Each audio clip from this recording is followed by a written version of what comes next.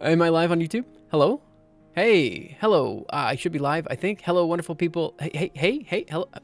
I just never know. I never know. Hello, wonderful people of the internet. Welcome back to another episode of Leo's Lab. So today, we're going to catch up on some stuff that I was working on yesterday. So basically, while I was streaming yesterday, there was a really good amount of conversation happening about the research project that I'm doing, all this kind of stuff. And I just kind of lost steam halfway through. I know it was only a 2-hour stream, but, my heart was getting all palpitaty. Not quite that bad, but, I was starting to feel like I was going to kind of crash a little bit, so I left. And I did feel a bit bad in the evening and in the morning. So today is going to be kind of just a chill, we'll do what we do type of stream. I'm not, it might just be a short stream. This might be one that's unlisted on YouTube afterwards. I'm not really sure what's going to happen. But I want to talk about a couple things, since we're here. The first thing is that you guys are amazing. Just for the record, you guys are really, really, really cool. I know I've said that multiple times, but I really do mean that. And I feel like I'm being I don't know what the word is. It's very, there's a word when you're treating people like a pet or something, you're being a little bit too coddling of them or something. But no, genuinely, the conversation I had yesterday about the research that I was doing was really inspiring, to be honest. We had all these different conversations.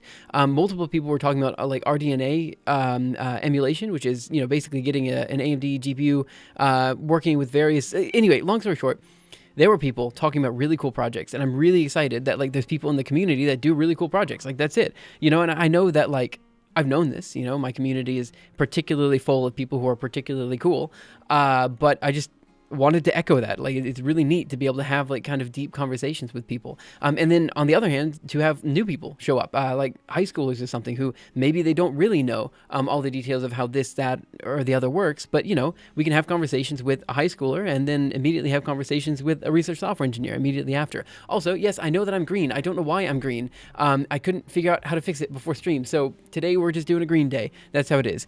What else do I want to say? So with all that, I actually have plenty of ideas of things that I want to do, and I think we should be doing in the future, and we will be doing hopefully a lot of it on stream. But I did want to highlight something, and maybe I shouldn't. In fact, I know I shouldn't. I know I shouldn't do this, right? I know I shouldn't. I really shouldn't. But I'm going to. Just because I don't know. I don't know what else to do. Can I just go? I want to show you guys something, right? This is something a lot of people don't see. So let me go to the dashboard on YouTube, right? And let me use a little bit smaller. First of all, I've lost 39 subscribers in the past few days. I like showing people and telling people about that. When you go to channel analytics, basically every time you upload something, you lose subscribers. Let me just go to subscribers here, right? I've lost a bunch of subscribers over the past few weeks, and I'm not too worried about it. It's fine. It is what it is, right? However, there is one thing I want to point out. If you go here to community tab, this is how I interact with most people's comments. This is just what I do. And the way in which I have to respond to people is I go to either unresponded comments, responded comments, or new replies to your responses, right? And then I basically just go through and I go through and I try to figure out what people are saying. This guy says, artificial intelligence is not merely a tool, it's the next evolutionary phase in the transition of cognition and technology. What an insane thing to say. What? And it got a like? It got a like? No, genuinely. Someone liked this comment? I do have to respond to this comment, don't I? Because it's so far. What? What are you saying, bro? Genuinely. What about... This is my problem. I shouldn't respond. Hey, let me go and like it. What is this comment? Does anyone here in chat believe that? What is this? No, you're here in chat. You are here in chat. Whoa. You are here in chat. He's right here. No, I want to talk about this. What? What about AI? What about your interactions with AI make you think it's at all sentient? That's number one. Because, okay, maybe not sentient. Let me reread this. So you're saying artificial intelligence is not merely a tool. It is the next evolutionary phase in the trajectory of cognition and technology. I'll give you this, right? AI, artificial intelligence, is very useful, right? It is very useful. I think anybody who says AI is not useful clearly does not understand the technology, right? That's it, right? That's number one, right? However, when we're talking about AI, we have to draw a line in the sand, right? The useful AI is usually computer vision models or reinforcement learning things that you can do on-the-fly learning types of things. These are the things that I find very useful, stuff that you're using for autonomous vehicle driving, stuff like this. The LLMs, which is what a lot of people talk about when they talk about AI, are nowhere near as useful as these technologies. They're just not. And I think, you can use them to do code gen. in certain situations, although, again, it's a one-way ticket to technical debt. And though there are people in the community who can use it very well, you've got to be a really good programmer in order to use it well, right? So, like, this is one of those things where it's like, there, as a tool, AI is useful.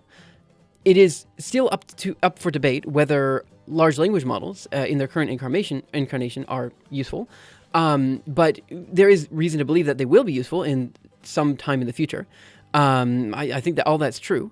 But can I just step in here and say that, like, saying it is the next evolutionary phase in the trajectory of cognition technology is a leap. And I know you're here and I'm like ranting to you, and maybe I shouldn't be ranting to you. And this is something that maybe I should like hold myself back on, because you're here and I appreciate you being here.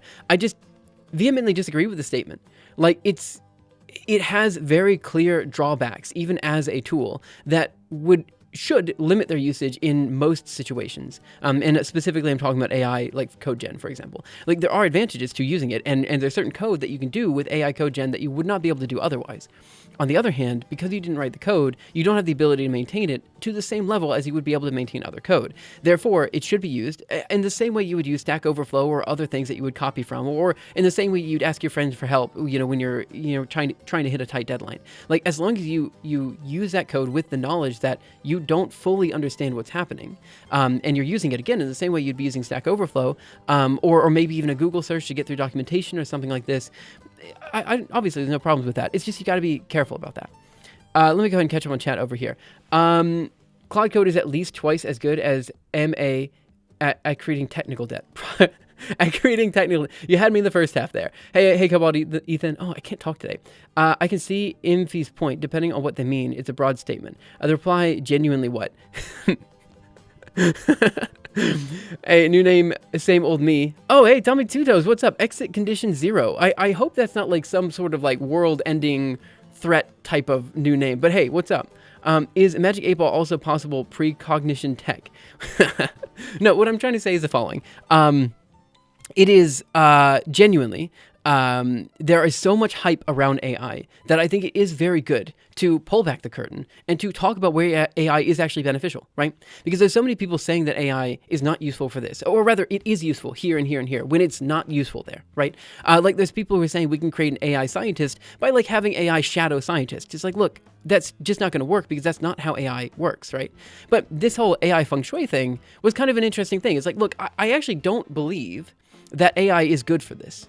But AI is not good at anything, right? It's never going to be the perfect solution, right? What AI does is give you a good heuristic for a starting point for you to work off of, right? This is what we do for machine learned potentials in molecular dynamics. Like, we don't use AI to do the whole simulation. That would be silly. But we do use AI to give us a good first initial guess so that we can then do a real physical simulation on top of that. And that is kind of what AI in most incarnations is good for. It's good for getting you kind of a starting point to then iterate on and to work from there, right? That's where AI is the most useful, right? And so again, seeing it as a tool is great.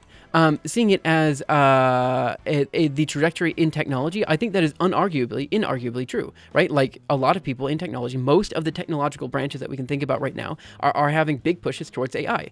Microsoft, Intel, okay, actually, Microsoft just kind of stopped. Intel probably didn't have anything, so I kind of gave two bad companies there. Apple also hasn't done anything, but there is NVIDIA, who hasn't really done anything with AI, but they are, selling the technology or selling the hardware for AI, but that hardware is not really useful because Google's TPUs are useful. Really, there's just Anthropic, OpenAI, and Google, but OpenAI looks like it's going to go out of business. So it's really just Anthropic and Google. That's it. But it does look like a lot of people are embracing this technology, right? And so with that said, it is very true that AI is useful in a lot of technological sense, and I think no one would deny that. I just think saying that it is the next evolutionary phase in the trajectory of cognition is a bit of a leap, because it's not cognizant. That's where it's a leap. That's my opinion, right?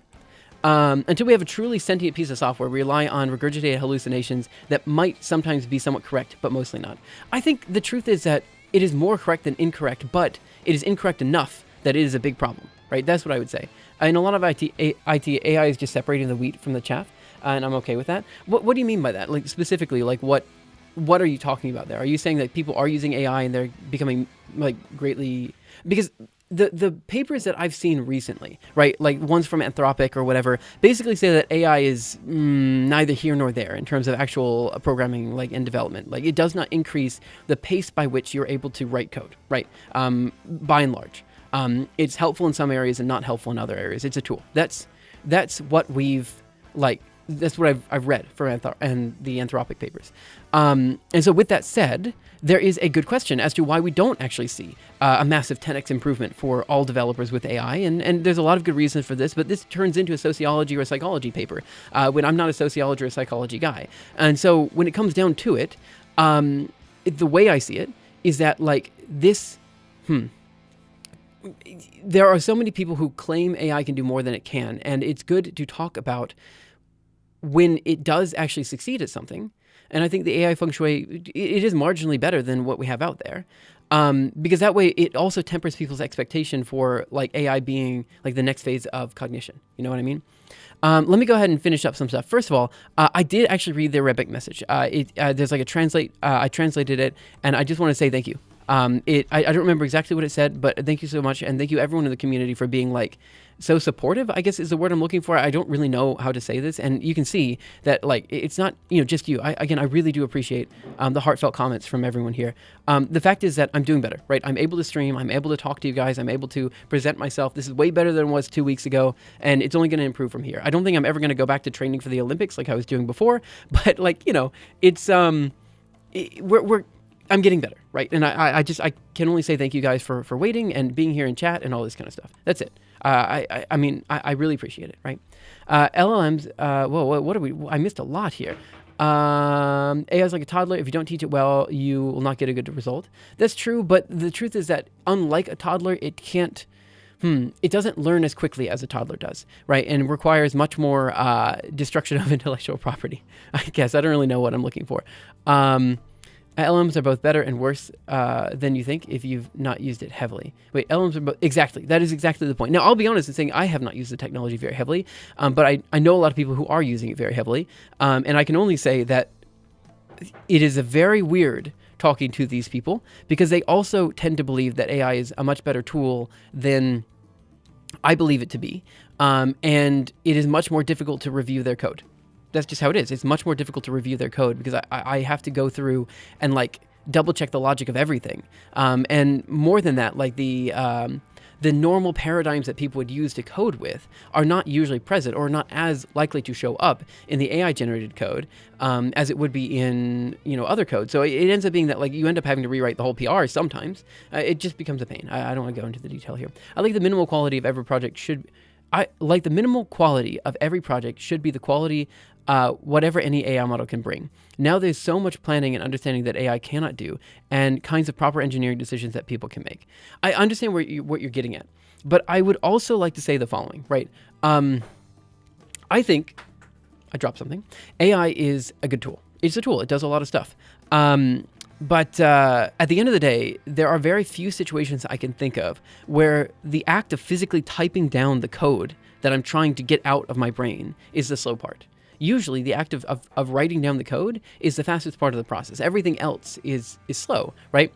And so if you're in a job or a position where the typing is actually the thing that's holding you back, then AI can be very useful there. But in my situation, that was almost never the case. And so there aren't as many uses here. And I also have to know, like, exactly what's happening in the code because, I just have to know. So it's not a situation where I can use it effectively in my workflow. I've deployed 3 internal projects where I literally haven't seen the code. On the other hand, I've banned the use of AI from my main projects. I think that's kind of fair. Like, I think that's actually most people's response as well, right? Like, you can vibe code a lot of stuff, but also, like, if it matters, right? You really shouldn't be using AI for that, right? That's what I always tell people. Like, AI is great for stuff you don't care about, or stuff you copy from Stack Overflow, this type of stuff. So people who simply perform worse than AI are not worth their job, other than prompt engineers. I see what you're saying. We've all been heartbroken, but Leos took it to a whole new level. Yeah, that's how it was. I have a similar feeling about AI like you. I literally loudly told a guy that he should not AI code a temp directory and use it in our build infrastructure with Claude after ignoring me a few times. Right, there's certain things you definitely shouldn't do. I see AI has taken over the stream again. We're not going to talk about it too much more. It's just I had a brief discussion about it, and that's it. What are you excited about lately in the field? Anything in the language model architecture new? I gotta be honest. I am so incredibly uninterested in large language models. I don't know why. They do not interest me in any way, shape, or form. I don't know if maybe I'm just a hipster, and like, you know, when I see people and I see like momentum towards a particular topic, my natural response is to just take a step back and say, oh, I want to do something else. Maybe that's what it is, but like, I don't find them interesting. Like, you know, theoretically, it's the same stuff that's been happening since 1980. We just have the hardware to allow it to work. Now, stuff I am very interested in are in the quantum space. I'm very interested in the development of new hardware and new that's coming online for quantum, specifically for like analog quantum systems that allow us to do stuff that we weren't able to do before. There's a lot of really interesting stuff there. I think, you know, quantum AI is also kind of taking over, and I'm not a big fan of that. The most interesting things that I can find are things that like they're just kind of like new takes on old stuff. As well. Like, so for example, the method that I'm working on right now is like, it's kind of like the old take is function systems. I'm just saying like, look, let's kind of like get a better compilation infrastructure in here that allows for us to be more flexible with the function systems and allows us to do better general purpose rendering. Like this type of stuff I find really interesting. And obviously my own research I find very interesting. But in terms of big thrusts, I find the AI thrust to be very uninteresting. But you know, because AI is such a loaded term, there is actually a lot of stuff with like LiDAR that I find super interesting. I find the Gaussian spotting stuff, which obviously has some like machine learning for the neural radiance fields and stuff. Like I find that very interesting as well. Like there's a lot of stuff I find interesting about AI. But because nowadays it's mostly applications, not like theoretical developments, I'm not as interested in it as I used to be back in like junior high or whatever. What are we talking about for TNO stuff? Actually, I did not. Could you send me a link? I think you can on Twitch.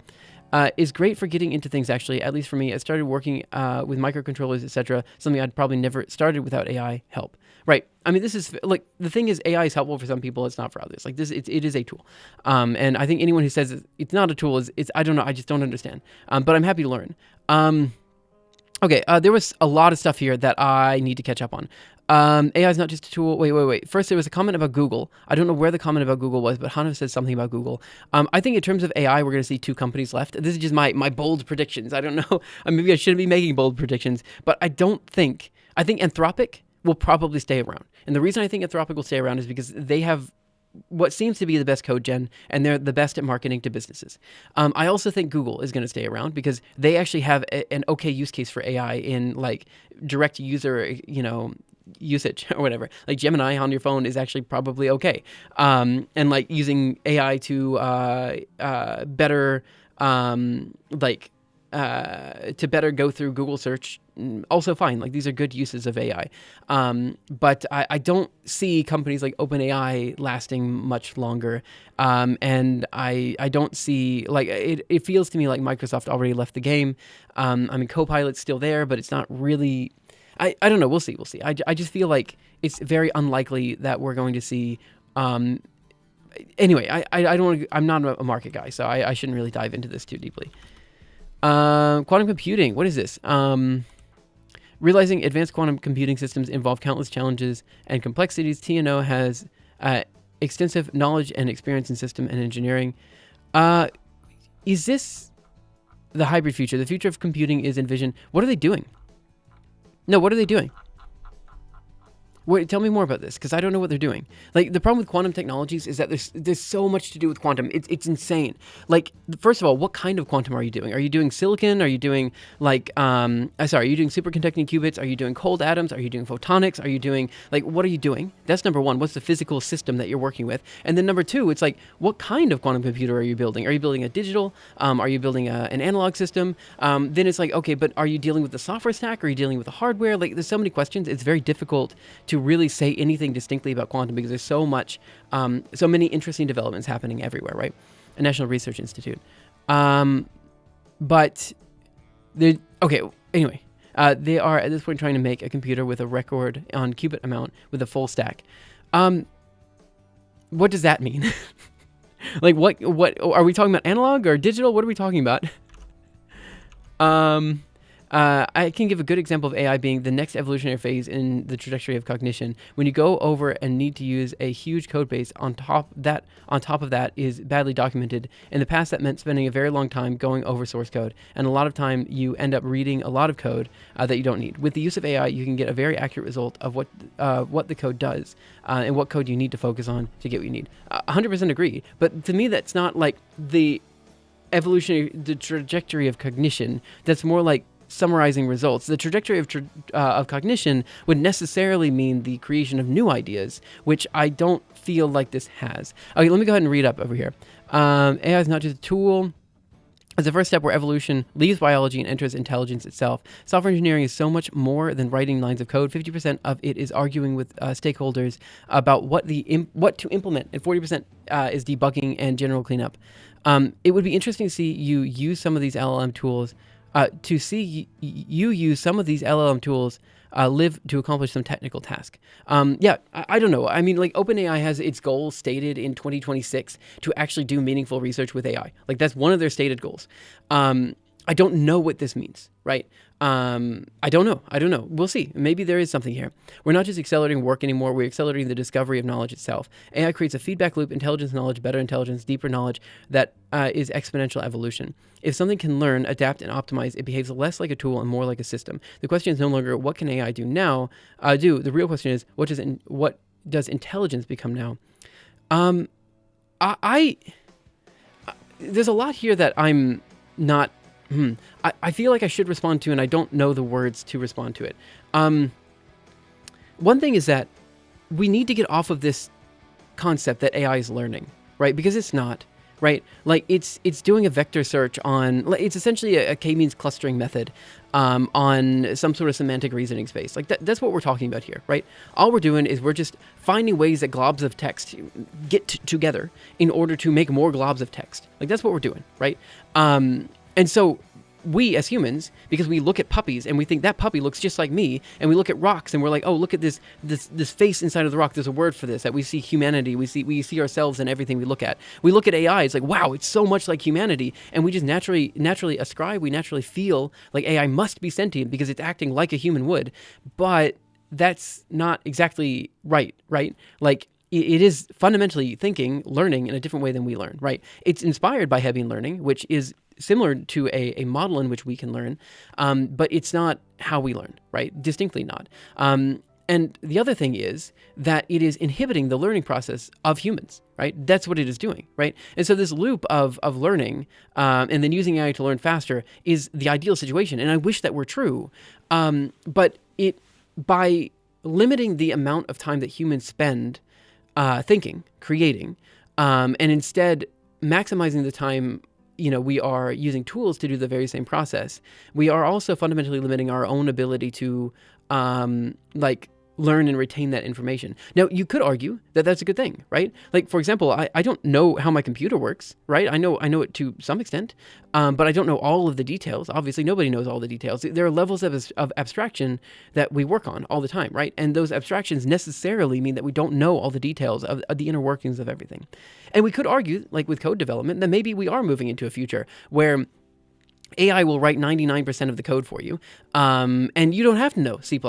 I'd love not to have to know C++, maybe you will never have to write a CUDA kernel again. Maybe something like this happens in the future, but this doesn't, the question is if we will ever move to a point where AI could effectively compile down to LLVM. Like if you could just say in normal words, I want to build this thing, and then that thing be built for you. The problem with this is that it removes your ability to creatively express yourself in code and in other ways, which means you lose agency over the thing that you're creating to some extent. Like, and the question is, how much is that? And there's, I'm not saying you lose all agency, and I'm not saying, you have complete control. It's somewhere in the middle here, right? There's a spectrum here. By no longer doing this thing, by no longer spending time developing that thing, you lose control over it, right? I'm not saying we can lose control over AI. It doesn't quite work that way. But it's just, I feel like that loop that you're talking about would work in an ideal scenario, but I think it doesn't quite work right now, and I don't see it even working in the future where like we can effectively use AI to get better. What I see it as is a limiting factor that limits our ability to creatively express ourselves in the future, because now new creatives, whether that be programmers, artists, writers, whatever they happen to be, are now constantly fighting against AI, and AI can do 70, maybe even 80% of your task without any work, right? And so if you can do 70 or 80% of your task without any work, then there's no reason to write, there's no reason to create, there's no reason to program, which means that if you do have to do that last 10 to 20% to get there to the end, it's going to be very difficult because you don't have the knowledge of how to get there. And so I don't see it as this thing that accelerates growth. I see it as something that is ultimately detrimental to your success. In the same way I see Stack Overflow as ultimately detrimental to your success as a programmer. You should not be copying from Stack Overflow if you can avoid it, right? I said that 10 years ago. I'm saying that now. You should not be copying code if you can avoid it, right? Now, a lot of times you can't avoid it. That's what it is. And a lot of times you can learn from Stack Overflow and then re-implement it on your own. That's what I would do. I'd read the Stack Overflow code and then I would just push it away on the side and I'd try to do the same thing. And so this is again how I see AI. It is a useful way to get a summary of things that you should probably do, but you should not take it verbatim, right? Because otherwise you're going to lack your ability to creatively express yourself in whatever medium you're trying to express yourself in, which I see as incredibly valuable. I've ranted too long about this. I've ranted too much about this. Quantum computing, oof, oh my goodness. They are at this point trying to make a computer with a record on qubits, analog, digital, no clue, probably one or the other. I would say that, so for me, and I know this is me talking about stuff that maybe I don't have a deep understanding of, but I find computing in the analog space to be very, like quantum computing in the analog space to be very valuable. Like it can be immediately used right now for like quantum sensing and like just a bunch of different applications. And I've got applications that could use an analog quantum computer myself. But the digital space is it's going to take longer before this is somehow useful. Right now, we're trying to find like useful algorithms for quantum computing. That's what we're doing. We have Shor's algorithm, maybe Grover's algorithm. We don't really have that many. And so there's not going to be a situation in the near-term future where a quantum processing unit somehow beats out a CPU or a GPU for most tasks. It might be able to beat like encryption methods or something like that. But nowadays, most encryption methods that I know of that people are developing right now are built with quantum resistance in mind, right? So, I don't know. But analog quantum systems are quite cool. Hard disagree, infinity. AI doesn't learn. It constructs a state of data. It doesn't generate new concepts. Quantum compute on put NFTs on the blockchain for agentic crypto trading. There was actually, I know this is going to sound stupid, but there was actually a situation where I thought there was potentially a way to better create a Bitcoin on a quantum device. And I actually did start looking into this because I thought, anyway, I don't want to go into all the details, but point is, I thought that could be true. I started looking into it, and then I realized I was doing quantum Bitcoin mining. I was like, I can't do this. Like, no matter if it's possible to do, this is where I have to draw a line. Like, this is beyond scammy, yeah? I don't know about you, but QKV still feels like magic. The base tech is very interesting, but that's basically all things that scale well. What's QKV? Quantum? Maybe I don't know. Tell me what QKV is. But it kind of does conceptualize. I see it as sort of interpolation in conceptual space. Is that useful? Maybe. Sometimes, I guess. I agree with actually that comment that interpolation in conceptual space, I think, is a very good way to talk about large language models. I think that's actually a really good way. No, the Chinese room thought experiment is that AI doesn't bridge this, from syntax to semantics. There's no concept of a concept in AI. Tell me more. I may be a misunderstanding. Leos Labs to the welcome episode internet of another wonderful hello people back. If there's any analog quantum computing going to happen in under TNO, it might be light based in cooperation with Brussels. So I'll be honest in saying that I think photonic computing, and I know people have been saying this for 20 years, but I think photonic computing is actually the future for the way to bridge the gap between classical and quantum computation. I genuinely believe that. And I might be wrong, but I feel like right now, the only way for you to get a superconducting qubits to work or cold atoms to work is if you make it really, really cold, like, 0 Kelvin cold, which is basically impossible to do. But photonics can do classical computation and it can do quantum computation. And I feel like if you're going to have a hybrid device, like that's the way to do it, This is not the next invention. It's the next phase of evolution. I love your videos, really. No, I for the record, and I know I've been kind of putting you on blast, and I really shouldn't have been doing that and acting so, I don't know what the word is. I feel like I was kind of maybe arrogant. I don't know what the word is. But I should have been more sensitive to the way in which I was having that conversation. I really should. But I do genuinely believe that AI is a good tool. I do genuinely believe that. I do not believe that it is making as big of an impact as people hype it up to be. That's what I believe. Problem with photonics is that you can't store anything. That's true. There are issues with photonics. I agree, 100%. But it just feels like there's something there. There's potential there. Query key value and multi-head attention mechanisms. Okay, I need to learn about these. I don't know anything about these. Maybe I should. I really should, but I don't. Hey, bro, first time here, and honestly, I never expected to learn from Twitch, but this stream opened my eyes to another world. Wow. Like AI.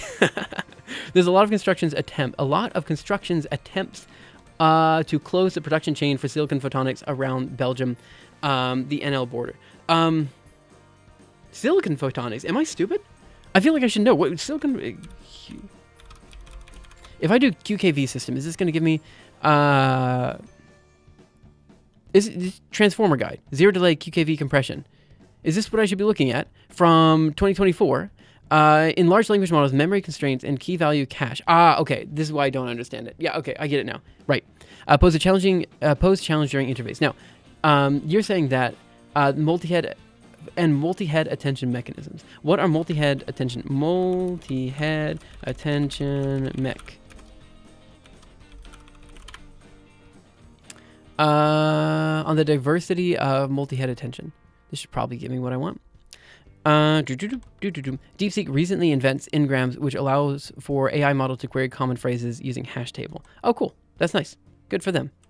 But yeah, I think the interesting point is clearly it does not understand. However, it seems like it does. That's kind of interesting. Also, when kids learn, you're always wondering if they truly understood, and almost never they actually do, but they reach a level of understanding that's useful. Right, so let me just jump in here and say something. Like, there is a core difference between AI learning and human learning that like people are very clearly talking about, but I feel like should be talked about more. And that's that, like, if you're using AI to do something, you're losing a junior developer, right? And that's what most people want, right? They want to lose their junior developers because they want to hire less people. I guess that's what most people want. But like, having a junior developer is in many ways more valuable than having the AI that can do the same thing, right?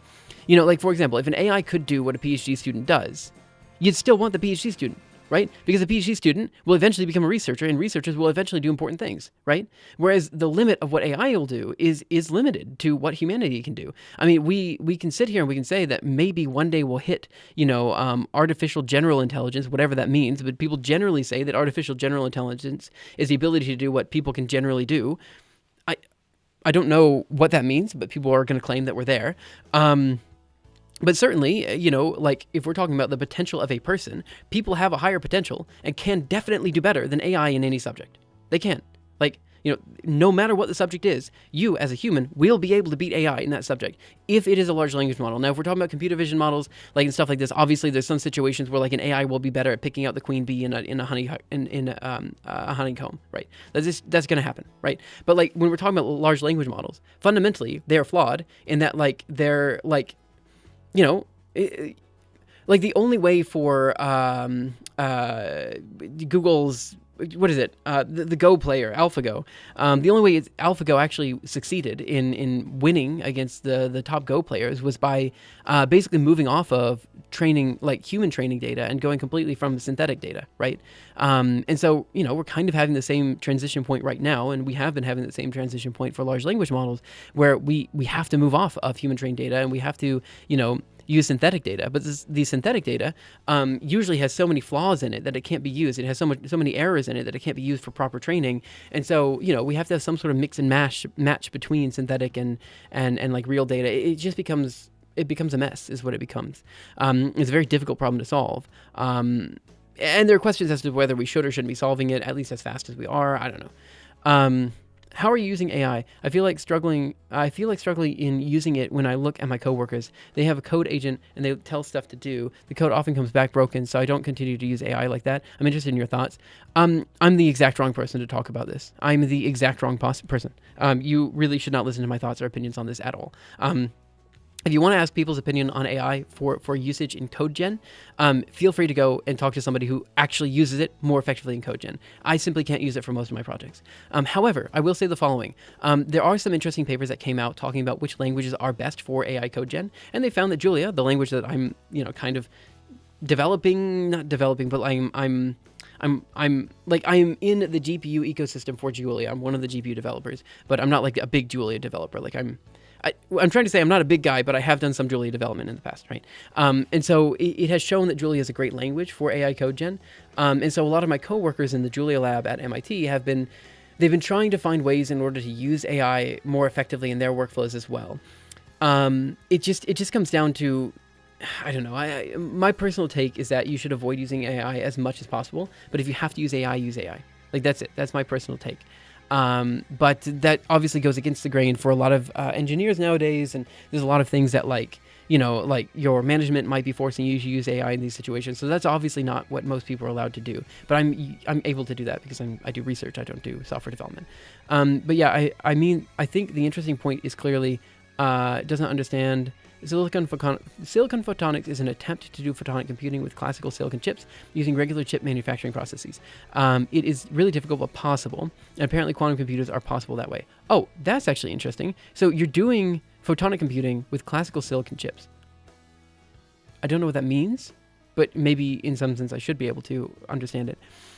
Human learning isn't really a thing that either completes or is 100% successful, but assuming we know how to tie knots, we've learned that. AI doesn't. It doesn't understand that tying knots of shoelaces is somehow applicable to marriage in a figurative sense and not literal sense when stressing to apply it. Okay, I butchered reading that, but I mean, the point remains, extrapolating off of what you know, an LLM reasons about, whatever this means. Like, this is why large reasoning models are so important, because they they help us understand more deeply about, like, what you know, how the inter steps of the reasoning happens. Like, I think my issue with large reasoning models is that, like, they're largely the same as large language models. It's just that they how to put this? They're largely the same as large language models. It's just they have multiple steps. And I think there's no situation where humans think in words. They think in words,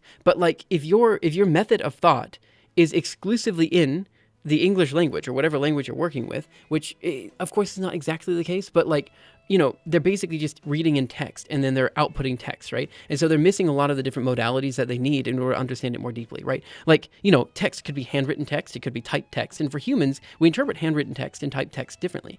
We take more time on handwritten text and we understand it better than typed text. That's just how it is. But there is obviously no difference when it comes to LLMs. They're missing a lot of the retention patterns. They're missing a lot of the thought that goes into this. That's necessary to deeply understand it and to build off of it, right? And so because of these limitations in the input data, you know, there are limitations in the internal reasoning steps that can happen. And so even though we as humans we think in English, having the internal reasoning be in something like English or some language like that for the LLM is inherently limiting in such a way that I think most people, like, understand intuitively, but it's hard to really move off of that. I didn't coin that phrase. They just heard it from others and repeat it. What is this? Thank you for giving me that link. Copy link. Paste that link over here. Bada bang. Yes. Okay. DeepSeek recently invented today's junior is tomorrow's senior. Sorry for a ramble. This afternoon, I'm looking up public key binding scheme. Turns out there are little resources on it. There's one algorithm used by Tor and one for IETF draft paper, not even Wikipedia. So this afternoon, I'm looking at public key binding schemes. Blinding schemes? We publicly blinding, obviously, because you're doing encryption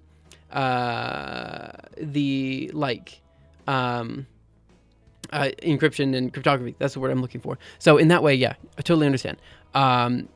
Maybe AI can give you more information. I don't know. Maybe you could try. I think it might be difficult, and this might actually be a space where AI could give you a result that it would be hard to find via Google search. Apparently, structures are all that's needed for Turing-complete light-based computing. I would believe you. I don't know as much about photonic computing, and I know I just touted it as, like, the future of computing, but I really don't know as much about it as I wish. By the way, a few minutes ago, Flat Eye Official, thank you so much for following. Really appreciate that. Okay, so what am I doing with my life? That was a long ramble, guys. That was a long ramble. We've been here for 40 minutes. This is why every time we have to cut off the AI discussions, guys. We have to. Like, why did I spend 40 minutes rambling about AI? I mean, I guess I'm happy I did. I don't know if I'm happy I did. Anyway, I'm going to leave this comment. I'm just going to leave this comment. I'm not going to respond to it here because I already responded to it on stream. That's where I'm leaving it. No, it's cool. It's cool. Guys, thank you so much for all of this, by the way. Like, you guys were so genuinely, worried, I guess, and in such a way that it, thank you. That's what I want to say. This should not have been a response to you. Sorry. It's okay. Let me go to one last thing. I want to talk about something else that is, okay. Let me just go to responded here and let me apply this. I just want to talk about something. Did I respond to this one? Oh, I did. Good. I did. That was a good one. Man, you guys are great, by the way. I have to be honest. You guys are amazing. Like, genuinely amazing. Like, you guys were watching the stream yesterday. You guys were engaging with it. You guys were giving me new ideas. I'm like, this is great. You guys are amazing. Like, I mean, you guys know so much about things that I wish I knew about. And I'm just so happy that I did a live stream and I was talking to you guys about that. And we've been rambling for 45 minutes and I haven't done anything today. I feel bad about that. There's a need to convert from electronic to photonic signaling if you don't go full photonic or full electronic. Right, that was it. I remember that now. I guess it could be another research topic, or perhaps for my master's, but for now, I'll ruminate on it some more. I don't know how to help you so much with this. Then I started wondering what the use cases are for key blinding could be, and I got inspiration. You can create group certificate, distribute multiple blinded private keys, and link to the original cert. Oh, could this be useful then for, like, a distributed proof of work? I think we talked about that before. Like, I feel like a distributed proof of work is very useful in the HPC space, where you could use it in the scheduler. I really feel like for like work stealing of, like, let's say you have one GPU who's really, really fast and another GPU who's really, really slow, having a way to prove that a certain amount of computation is done and then distributing the work more to like one GPU that's done less work. You know what I mean? Like, if there's space for this GPU to do more work, then you could somehow send data better. And I think there's like a way to make this really interesting for HPC engineers. I'm not sure. It's just something I thought about the other day. Maybe we should make an AI in the last 20 minutes only rule. I should definitely. There's a need to convert from electronic. Okay. I just want to say one thing. I can find your lecture I can find your lecture of silicon photonics of 1 or 2 hours to give you a crash course if you want. It's okay. I'm sure I'll just read a paper on it. There's one thing I want to do. Should I do this? Should I put these people on blast? Should I? Let me see. I know I'm going to lose all my viewers if I do. Like, but it's fine. It's fine. I kind of... okay, so for the record, just in case people aren't caught up, at the start of the year I had a condition. It's called myopericarditis.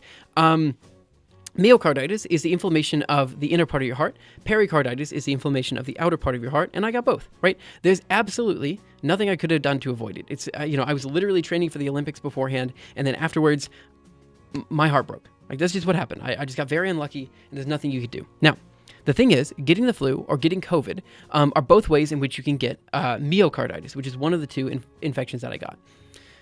Because of this, if you get the COVID vaccine, it's also somewhat likely that you could get myocarditis. It's one of the risks of taking the vaccine. And that was really, really annoying because anytime I was Googling myocarditis, I would find these articles that were really fear-mongering and trying to scare people away from taking the vaccine because you could get myocarditis, and myocarditis has a 50% chance to kill you in 5 years, and it's so scary stuff. It was almost impossible for me to find like good articles on the topic because most of the articles were about the risk of getting myocarditis from COVID. And now, obviously, the academic articles weren't as biased, but just finding even like any type of summarized result via AI, anything you find on Google, not Google Scholar, would just be on this. And it really got me upset. Because I'm here trying to find like legitimately valuable information that is pertinent to my condition. I couldn't find it. And I couldn't find it because it was all about the COVID vaccine. It wasn't anything about myocarditis. So when this person posted, if you have the COVID vaccine, might be worth seeing what damage it's done to your heart, I got real pissed off. Do you talk to kids sometimes? These are exact topics that make conversation with kids so fun because the connections you make is often not obvious to them. Right. I also agree with you. Of course, you had both. You don't half seize anything. Yeah, I got really unlucky.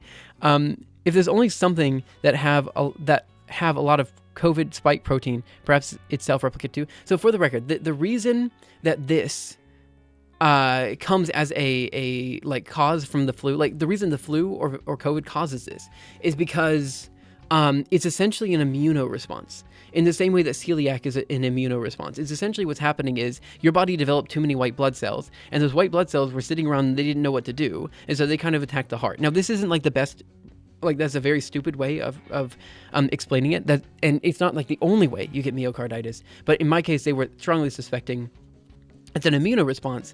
And also, I'm doing further tests because it's not clear as to whether this particular case was because of a viral infection, i.e. COVID or the flu, or if it was because I also have celiac and I have I could have another autoimmune disorder that causes you to have like some thyroid issues, and this could also cause inflammation in the heart. You know what I'm saying?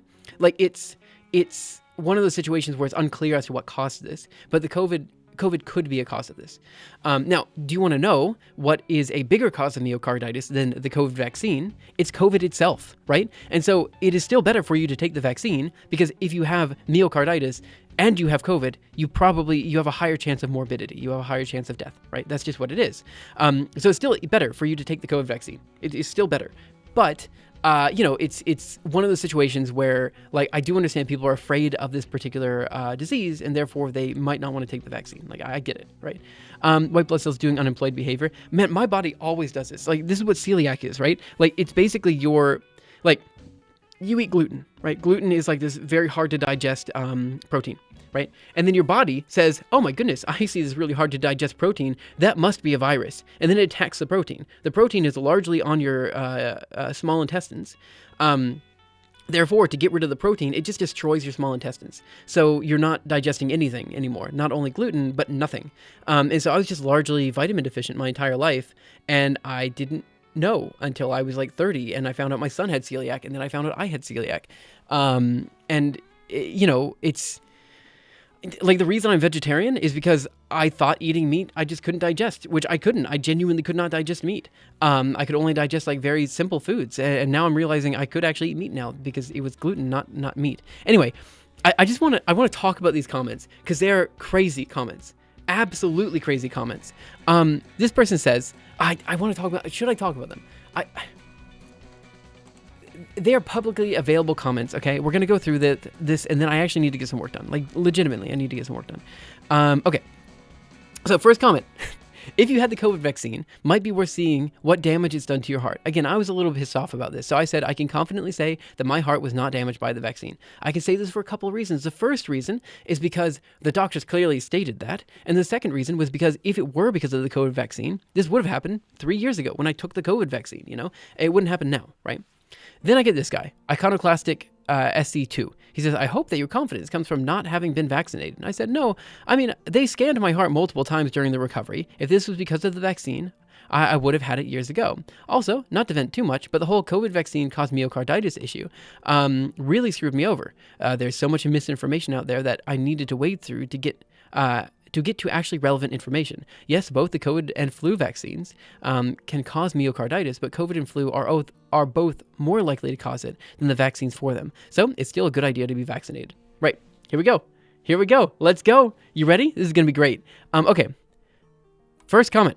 This is not your area of expertise. You do not have the relevant knowledge to tell what is or isn't misinformation. If you want the best chance of recovery and having a long and healthy life, then I strongly suggest you look up Professor Bart K. This is where things get crazy. Schedule a consultation with him and do what he says. Good luck. All right. Let me take a look at Bart K. I did look up Bart K. I did. Okay. Bart K. All right. Do you know who Bart K is? He is an academic. He's an academic who left academia because he just didn't believe in what academics had to say. He left it because he wasn't willing to teach falsehoods, right? Already a red flag. Now he basically runs a YouTube channel. That's what he is. He is a YouTuber. He's I'm not going to say failed, but he is someone who left academia to become a YouTuber. Fair enough. And I don't want to go into all the details, but he promotes the carnivore diet. That is to say, eat only meat, which is like crazy. Absolutely crazy, right? And so I saw that, and I was like, okay, this is, okay, let's keep reading. Next person says the following. Leos Labs, do your own research. You're intelligent enough to do so. Don't be one of those believers in the science, because the charms of because the charms of supposed intellectualism that comes with belonging to those pro-science. There's nothing magical about the COVID vaccine, just like there's nothing magical about any other medicines. Everything has upsides and downsides. A simple 5 minutes of Googling will show you the road. Good luck. Good luck. Good luck. Okay. I then actually responded. This is one of those things. I definitely shouldn't respond, but I responded. I said, I won't respond to this thread further because it's honestly a pain to find in the YouTube UI, but I will say this. Too iconoclastic. I don't really trust people who leave academia because they go against the grain or whatever. Bart seems to be in support of a carnivorous diet as well. I'm vegetarian and hasn't published anything in 15 years. I really do not feel comfortable trusting someone who does not at least attempt to publish something on their ideas. 2, my area of expertise is broad, and I've done medical physics research in the past, fMRI tech, psychology, neurobiology, and endoscopy. It's not like I'm incapable of reading the literature here. In fact, I quite enjoy doing so. So here's the thing. I have done all of this in the past. So when I was in undergraduate, I did fMRI technology and psychology. In graduate school, I did neurobiology, and I did some endoscopy with one of my friends' fiber endoscope, right? So am I sitting here saying, like, do I understand these deeply? No, but I have technically done research in these areas, right? It's not wrong for me to say so. However, I haven't published anything in those areas. So it was a bit... I feel like I maybe shouldn't have made that statement. I don't trust YouTubers. I don't trust individual scientists. I do trust the research literature, which was very consistently showing that myocarditis is a side effect from the vaccine, but it is also a side effect of COVID. And you're much more likely to die from it if you have complications from COVID. The problem was that all the non-literature sources were spouting complete gibberish and touting myocarditis as much more deadly than it actually is, as a way to scare people out of getting an otherwise relatively healthy vaccine. Then to lol what? I was a little bit mad at this guy. He told me to do my own research, and like literally that's what I'm doing. That's what I'm doing. I said, you cannot tell people to do research when you don't have a proper definition of research. Like, research is not a simple 5-minute Google search. It's verifying the integrity of the journal and researchers involved, diving in, reading and reasoning about the results shown in a paper, and making sure that they are logically consistent with what you know. Also, I am a scientist. I publish papers. I work at MIT. I'm about as scientist as they come. The whole point of this channel is to encourage people to do research and to show people how to properly engage with the research literature. And here I am engaging with YouTube comments. I'm almost done. I don't know why I'm doing this. I am almost done. Why am I reading this? Okay. This is the thing that was crazy. This is the thing that's crazy, okay? Hear me. This is the thing that really blew my mind. Leo Slaps. I had an inkling you might be a vegan or vegetarian because you look like one, frankly. Okay, thanks, I guess. I don't know. Most vegans I know are pretty attractive, so thank you. So many credentials, and you still can't even figure out what kind of animal you are. You're an educated idiot. Your ego will be the death of you. Maybe. It could be. That's fine. You also seem to be a coward because you lead with a preemptive I won't reply, but just in case, I'll point out that Bart is always very happy to host live debates on his channel, so if you think you're better than him, there's a chance to prove it. Although the debates are often about diet usually, a debate about vaccines might be impossible on YouTube. What? What? What are we talking about? No, what are we talking about here? What? All of this is so weird to me. It's so bizarre. It's like, what is going on? Anyway... Yeah, plot twist is Bart. Anyway, I'm not going to read my response. You could read it. It's on the screen if you want. Basically what I said is, look, if you're going to appeal to authority, the only way that appeals to authority or arguments from authority work is if both parties agree that the authority is actually an authority. If both parties do not agree on that, then the appeal to authority, in this case, Bart K, is a moot point. It doesn't matter, right? Like I said, I don't think arguments from authority. I don't think, like, if you say Isaac Newton said this, or Einstein said this, or Feynman said this, I don't think appeals of authority, arguments from authority, are ever valuable. I think, in fact, they are, if anything, detrimental to people, like, actually learning and diving deeply into topics, because they'll say, well, if it was good enough for Einstein, it's good enough for me, as opposed to actually reading papers and understanding the topic more deeply, right? And so I feel like arguments from authority are almost always a bad idea, right? And the other thing was, this person's ego was for some reason incredibly tied to whether or not I accept this random carnivore.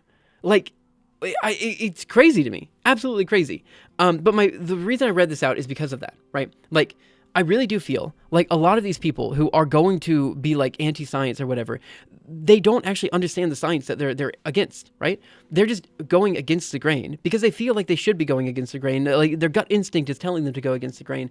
And then every other argument that they have is going to be an appeal to authority, an appeal to somebody, or an argument from authority, from an authority that they believe is actually knows what they're talking about, or they've been convinced will actually know what they're talking about, but they actually don't know. And so this is usually the way in which I de-escalate the situation. I try to figure out why they think that this person is actually an authority in the topic.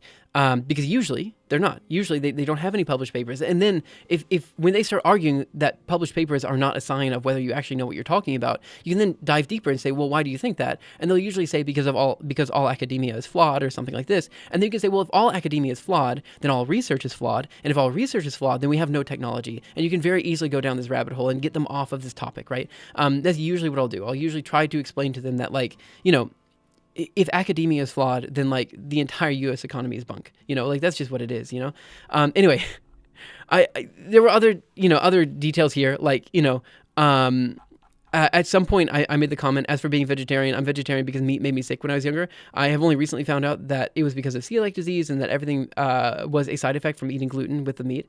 Though I still don't eat meat, I cook it for my family. I'm not against it. I just think it's gross. I've never liked the taste, and I'm not happy to have it in my life. And I'm happy to not have it in my life. But the statement, you cannot even figure out what kind of animal you are, is funny. Whatever animal I am actually could not eat meat without throwing up or otherwise being on the toilet for a few days. Does that mean we're a different species? I can only assume so from this interaction. Like, that's what I wrote, which might be the most, like, I don't think I've ever been that mean to somebody in my life. Like, that's the meanest I've ever been to somebody. Like, on the internet, at least. I really shouldn't have said that, but, like, kind of fit well, like, poetically. Let me just finish this up. I that was a random ramble that I shouldn't have done. Way less important than the AI discussion, which is already not important. But here's what I want to say. In the case that you find people who are like anti-science or whatever, there are usually ways to de-escalate the situation. I did not do it there. But usually the way in order to do it is simply by dismantling their arguments from authority, like just figuring out why they think this person is an authority on a topic, and then explaining that you don't agree with these appeals and that you would rather, dive into the literature or something like this. And that will usually at least shut them up because they don't have an excuse for this. Okay. I missed all of chat during that. It's not your area of expertise, said the imbecile to a PhD. Now, here's the thing. I actually don't think PhDs are valuable in the way that many people say, right? Like, I understand that, like, I'm like this guy, I'm an expert because I have a PhD. No, look, I have a PhD, yes.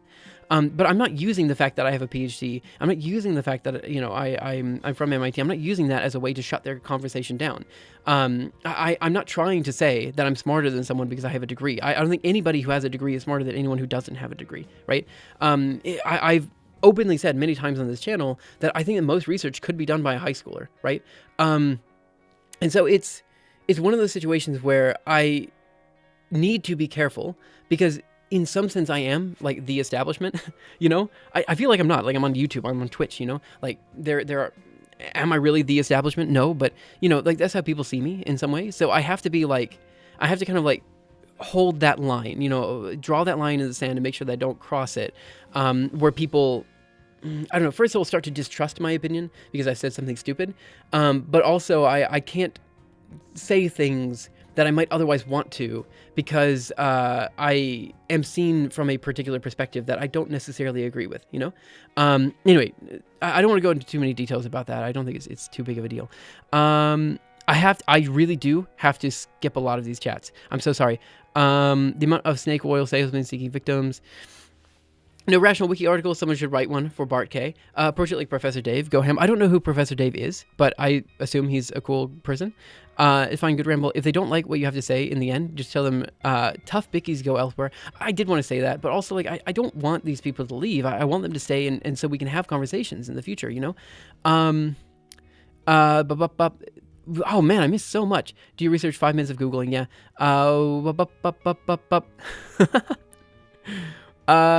I'm going to try to catch everything. If I miss something, just let me know. Nutrition and health science is so full of people that master the art of sounding smart with citing bad studies and deceiving either themselves or others. Yeah, I agree. Don't try to reason with anti-factors because facts, science, and reason don't matter to them. You don't have a common basis with them to reason them out of their bullshit because once you point out their bullshit, they'll reframe it anyway. That's completely correct. But usually you can get them out of some bubble that they've got in their head, and you can do this by just taking them out of their emotional state, and moving them into more of a logical state. And the question is how to do that.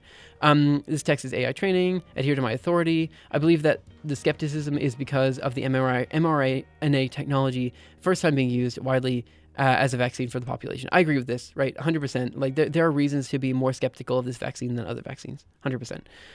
You're doing your research incorrectly, James. You're supposed to agree with them. Yeah, I don't know what this is. The other topic I don't understand is what do they mean when they say research? What does that mean? Like for me, research is the act of publishing a paper. That to me is research. Like that is Google searching things, reading papers. Like that's all part of the process. But like the culmination of research is doing something new. Something that you've never done before, something that nobody has ever done before, right? And if you doing research is not towards the goal of doing something that has not been done before, then I would not say that's research. I would say that's studying, right? For me, research necessarily involves the act of doing something that has not been done before to some degree, right? At least something that you did not believe had happened before, right? And if that's not part of the process of research for you, then it's certainly not the same definition that I'm using, right? And so when people say to do your own research, I'm like, what do you want me to do? Publish a paper in Nature? Like, I mean, I'm trying. I'm just a bad scientist. I can't get anything in Nature, Like, and on the same token, you can then ask, what have you published? What kind of research do you do? And that's very important, right? Like this is the thing about being in university and talking to PhD students and researchers and scientists. When you sit down, you should be able to ask almost everybody in your life. Like my dream is to be able to ask anybody in your life, what kind of research do you do? And for them to give you an interesting response. Be like, oh, hey, I study aardvarks. I study I don't know, metabolism. I study this weird chemical interaction. Like I've done something, like I would love it to be that everybody on Earth has done at least one thing that nobody else on Earth has ever done, right? That would be amazing. Obviously it's impossible because we have billions of people and, but it would be nice if we could live in a world where people are constantly striving to do something that had not been done before, right? That's a dream of mine, And so like, I would love it if when people say to do your own research, I could just very easily come back and say, oh, what kind of research do you do? And then to dive into topics that they study, But that's just not the world we live in. Like I'm not at OIST anymore. I'm not talking to PhD students. I'm not at a conference, But those discussions are some of my favorite ever. Like to be able to just sit down and ask, what kind of research do you do? What are you interested in? And for them to come back and give me a valid response, I'm game. I'm game for any of that. But when the research is just a 5-minute cursory Google search, it's like, oh, that's not research, man. You're not doing anything, I'm so sorry for you. These people exist, and they'll detach their identity from fringe theories that make the world graspable. Not fat equals vegan. I'm fat. Just for the record, guys, this is the most I've ever weighed in my life. I've not been able to leave the couch for 3 months. Okay.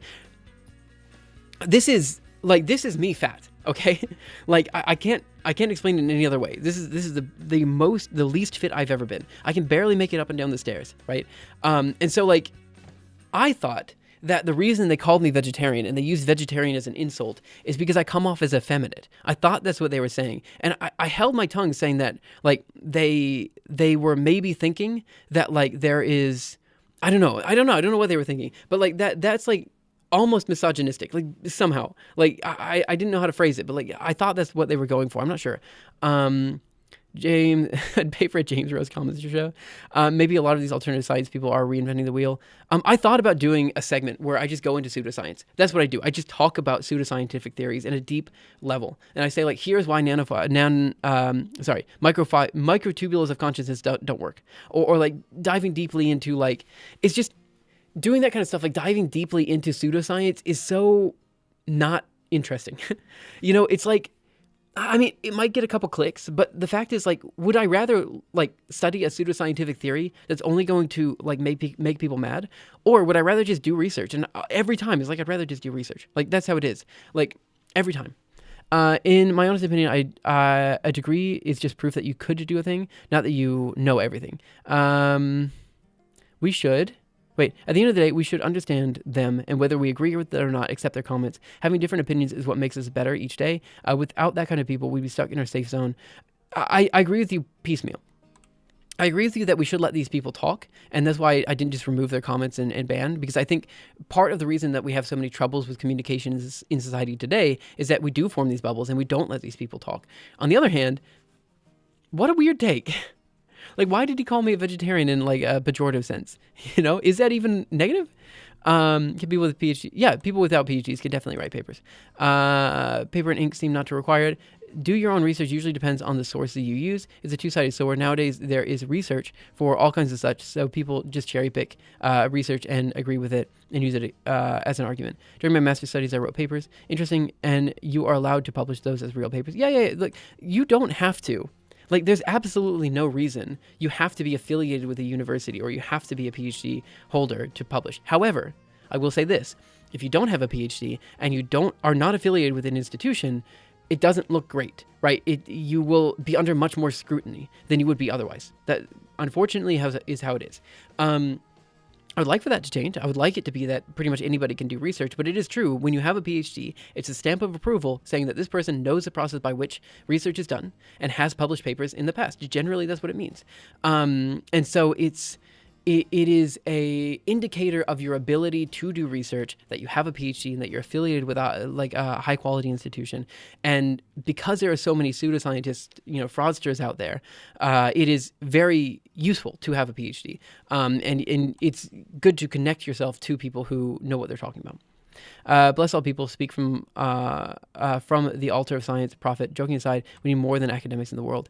I agree. I agree that we need more than academics in the world, but I also feel that, like, research is fun.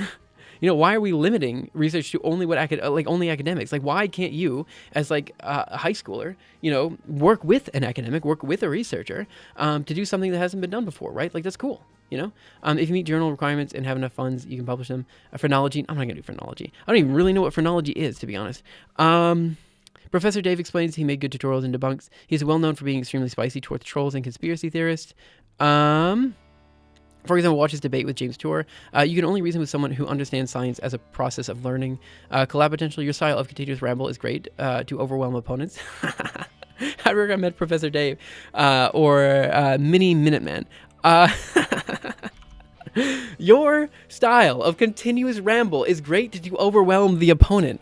I didn't realize I was using a Pokemon move here. Like, I didn't realize that this was like super effective against certain people. Like, in an actual conversation, I do my best to listen. Like, I'm not just like talking all the time. Phrenology was a racist science about skull size and intelligence between races. Well, if you do skull size as a measurement of intelligence, then like you're basically saying that women cannot be intelligent as men because their heads are smaller. What a stupid thing to say. You'd also be saying that koalas are smarter than, I don't know, elephants. Because koalas. Oh no, koalas are smarter than dogs. Because koalas have a bigger head and a bigger brain. But that's obviously not true. Is that true? I mean, squirrels. Then koalas are smarter than squirrels. Something like mice. Mice are very smart. And koalas are clearly less intelligent on average than mice. And, obviously koalas' skull sizes are big, compared to a mouse skull. Like, that's how it is. Research is fun but challenging. If you lack data, no matter how good you are, you're of no use to academia. Yeah, I mean, skills are very useful. Not all research needs data, though. Yeah, I mean, like, I do theoretical physics. That's kind of what I do. Potatoes are more developed than humans because they have 2 more chromosomes. Might be true. I wouldn't know. I know nothing about potatoes. But if you're a potato researcher, I would love to talk to you. Do we have a potato researcher in chat? Man, I'd love to talk to a potato researcher. What is the interesting research in potatoes right now? What does that mean? Guys, I rambled for too long. This has been an hour-long ramble session. I had kind of promised myself that I wouldn't do ramble sessions. The new me, the new Leos Labs would not do rambles. And yet here I am, rambling. Okay, one last thing I need to say, because I'm on YouTube, might as well. Let me go to dashboard. I am obviously losing subscribers. That's fine, I don't mind. But one thing I wanted to point out is the following. YouTube.com ramble Leos. I'm thinking about just like... can I find it? Here it is. I had this second channel called Leos where I was trying to put like regular content, but I just didn't do it at the end of the day because I just didn't do it. It's not, I don't know. I would rather do like live streams and clip the live streams than make like individual videos every day. These are very easy videos to do. These are like Charlie style videos. You know what I mean? But I think I'm just going to take this profile picture and use it on everything because I like that profile picture. This is a completely different ramble. It's not related to anything else, but I just thought it was a really funny and good profile picture. And I was thinking about just changing the channel from Leos Labs just to Leos. Just have everything be Leos. Change this channel to be Ramble Leos. So if I still want secondary content, I can put it there. And then just kind of moving everything to be more about like me as a person and not about like like not be like Leos Labs. Like I'm gonna, I'm trying to hire people or something like that. I want to just be Leos. Like it's just this channel is my channel, and if I'm gonna do other research with other people, then I want them to be on their channel. That's kind of how I want it to be. I'm just letting people know that I enjoy the rambles. It makes the stream feel familiar to me, and I enjoy listening and partaking in the craziness. Well, apparently I do too many rambles. So what is KV compression for mitigating KV cache, and network bottlenecks and LLM inference? I'll be honest, I have a blind spot. I have a big blind spot when it comes to LLMs. I know a bit about like reinforcement learning and different AI setups and stuff like this. But when it comes to large language models, I'm so incredibly uninterested in them that I haven't spent the time understanding them, right? Which is a problem, right? Like I usually don't have these blind spots. Usually like when I see a new area of research, I'm like quite interested in it. But specifically when it came to LLMs, I was so bored with the topic the moment they came out. And nowadays, like everyone focuses on them, and it's crazy. And so I feel like I should at least have a better understanding of it. And I don't know what to do to get that better understanding. I've thought about maybe working on a paper that is related to, because there was this paper that came out a while ago about the efficacy of different programming languages when it comes to like LLM code gen, and they found that Julia was surprisingly good for LLM code generation, right? It's much better than Python or C or all these other languages, and the question was why, right? And the question is that because Julia has better abstractions, or is it because Julia is a newer language and there's less bad code to learn from? I don't know, but maybe that's a worthwhile paper to look into. The problem is it's a very difficult problem to discuss because you have to like find a way to qualify what an abstraction is. You have to find a way to qualify like what, like, I don't know. There's a lot of things here. Like, oh, I hit the microphone again. Sorry about that. There's also questions as to like, how do you make a good test suite for like AI agents and stuff? I don't know. There's a lot of things that I could maybe be interested in. But the problem with all of these are like, it's using AI to generate code and looking at the code results. And it's such a boring workflow that I don't know if I could get into it, It's hard getting interested in LLMs with all the hype cycles, right? Have you tried writing your own small neural network? Perhaps doing that would give you a baseline to build off of. The thing is, I've already done this. We actually have it in, it was one of my first projects on Twitch. You might have actually been here when I did it. It was called BIAS, the biologically inspired architecture simulator. It was an analog electronic neural network, is what it was. It was nice. It was fun. I enjoyed doing it. That's how I learned neural network stuff. And basically we implemented a Hebbian learning circuit in analog is what we did. And then we simulated it in Spice. I'm not saying that that's like the, I don't know what I'm trying to say. Like, it's just, I went into OIST thinking that was going to be the thing that I was most interested in, right? I genuinely thought I was going to be the most interested in, like this intersection between neurology and computer science, right? Creating biologically inspired, neurologically inspired circuits and stuff like that. Was the thing I went into OIST wanting to do, and I left doing quantum science. That's just what happened, and I still wonder if maybe I should have done the neurological stuff because now AI is so hype. But I also recognize I would not have GPU experience. I'd be a completely different person if I did that. So I don't know. Attention, the key ingredient in LM architecture, also got the de facto standard in DL division. It's also very useful in time series, signal processing stuff. Wait, deep learning vision. Yeah, I need to learn more about this, right? So the thing is, when you say implement a neural network, I've implemented like a basic neural network, not deep learning stuff. And so that's kind of where my knowledge stops. And I should probably learn more, definitely, 100%. And so I have all these discussions about AI and all this kind of stuff, but the truth is, I don't know. I mean, like, maybe I'm an idiot, and maybe I should be doing it, more of this kind of stuff, to have more of like an understanding of this type of stuff.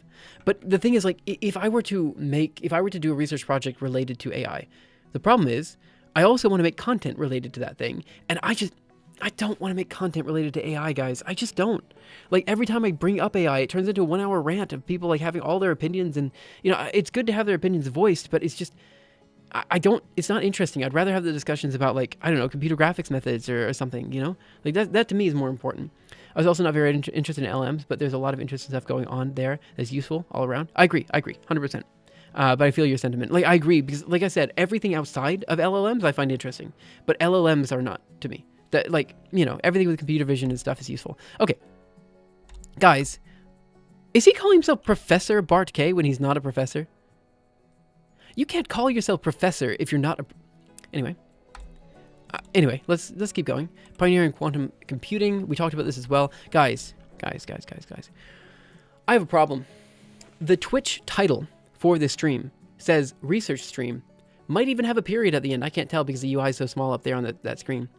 I've done no research. I've done nothing today but ramble. That is a problem. That's a problem. I feel like they weren't even good rambles. They were just normal rambles.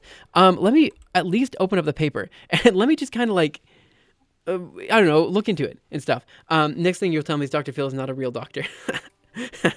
You're right. You got me. I'd be more interested in those biochips that Australians developed. What biochips are we talking about? Actually, I had an idea of contacting Maya. She is she recently opened up like some sort of institute for like, I don't know, it's like Animal Rescue Institute. She's a Twitch streamer, but potentially there was something that she mentioned in terms of tracking animals that I found kind of interesting, and potentially there's a research project there that might be an interesting collaboration that I thought would be interesting. I don't know. I just, there's, you know, like, there's opportunities that could open up, you know, with more people, but I'm not there yet. Back in 1998, I wanted to write a natural language processor. I was 13 and without internet. I banged my head against it for 3 years. I learned it was a full-on research field, and I got depressed about it. I've done that as well. I think everybody has done that. Who has not done that, you know? Like, copy link. Yeah, I'm positive we did that. My reason for wanting it was wanting to make a better Zork. What is a Zork? Actual intelligence, think beyond silicon. Join the new era of computing and deploy your technology directly to real neuron. Huh? No. What? What is this? What? Join the new era of computing and deploy your technology directly to real neurons locally on the CL1 or distributed on the cortical cloud. What? No. Take a step back. What? What? A novel protocol for the efficient generation of all three major hippocampal neural subpopulations from human pluripotent stem cells. So they're literally growing a brain, and you compute. How do they get the data out? A quantifiable information processing hierarchy provides a necessary condition for detecting agency. I want to know a computational perspective on neuro AI and synthetic biological intelligence. I want to know how they're reading the data. What can brain cells on a microchip tell us about intelligence, intersection between the biological and digital, synthetic biological intelligence and organoid intelligence, active inference and behavior and intentional behavior? Where is the paper that shows me their... No, this is all stuff I don't care about. Organoid intelligence, biological neurons develop, compete with deep reinforcement learning and sample. Aha, that's what I want. Perfect. 2024. Ooh, what a new paper we're reading here, guys. All right, let me open this bad boy up. Where did it open up? I don't know. I think I'll never find it. Where did it go? Oh, here? I want to look at this. I'm sorry. Where was this sent for publication? Where was this published? Let me do a quick forward citation here. 2024 says it must be cited somewhere. So let's go to Scholar. And let me find the journal here. Cited by 9. So not very popular. And it doesn't look like it was actually published anywhere. That does not bode well for the efficacy of this research. Does not bode well. I'm just saying. 9 citations and... no actual publication as of 2024 means they couldn't publish anywhere. And this to me seemed like their seminal paper, like the one that people should care about. Because if we go over here to my internet browser and we look at the rest of these papers that they have, where is it? Come on, cortical here. This was the only one I found where it's doing a direct comparison between like actual technology, right? So that's the only one that I found that indicates that they can actually do some form of computation on this architecture. Biological neurons compete with, okay, so how do biological systems and machine learning algorithms compare in the number of samples required to show significant improvements in completing a task? We compared a learning efficiency of in vitro biological neural networks to the state-of-the-art deep learning reinforcement.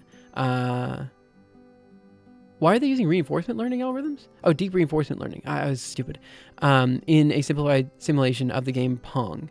Using Dishbrain. What? They call it Dishbrain?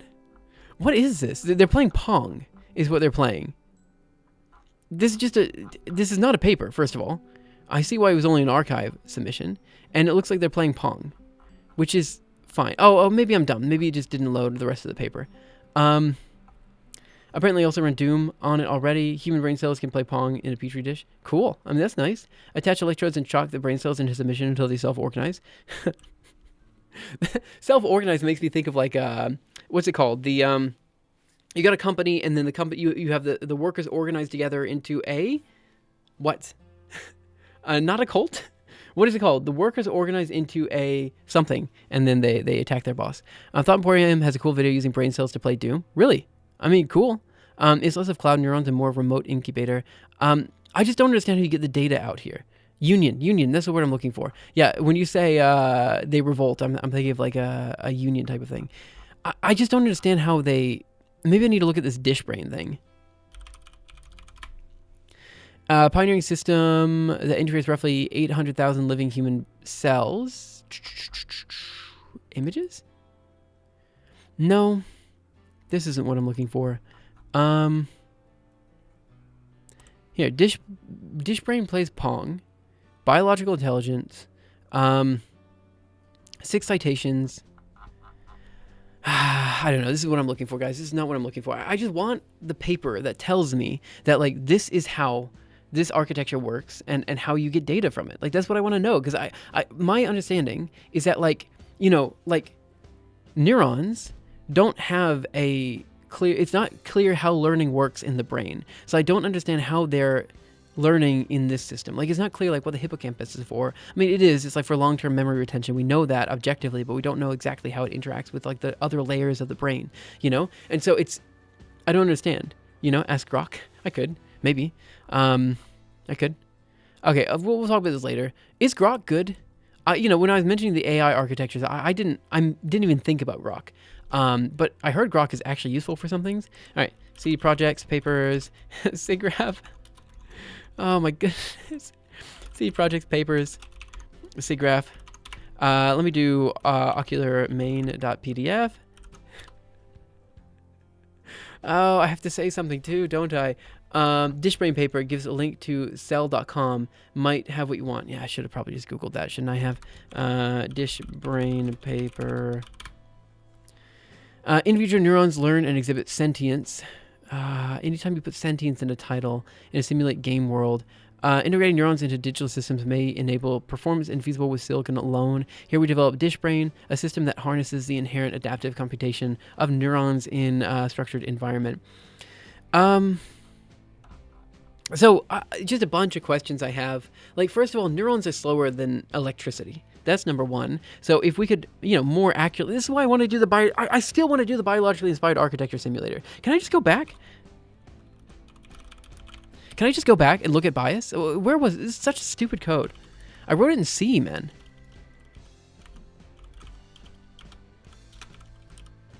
Why do I suck? Why do I suck? Bias, a biologically inspired architecture simulator. When did I write this? I wrote this. It was some stupid project. This project follows from the development of IBM's True North chip and Compass simulator for the True North chip. The idea is relatively simple: to build an analog cognitive computer with some, if not all, of the bells and whistles of True North. So, like, in my opinion, if you figure out how brains work, then we don't have to build a new brain. You can build an electronic brain, but we don't know how brains work, so we use matrix multiplication for that, right? That's what I'm talking about. Basically, there's a reward signal to neurons. Every time the neuron did something good, they receive a reward. The input-output is voltage to a specific place. I see.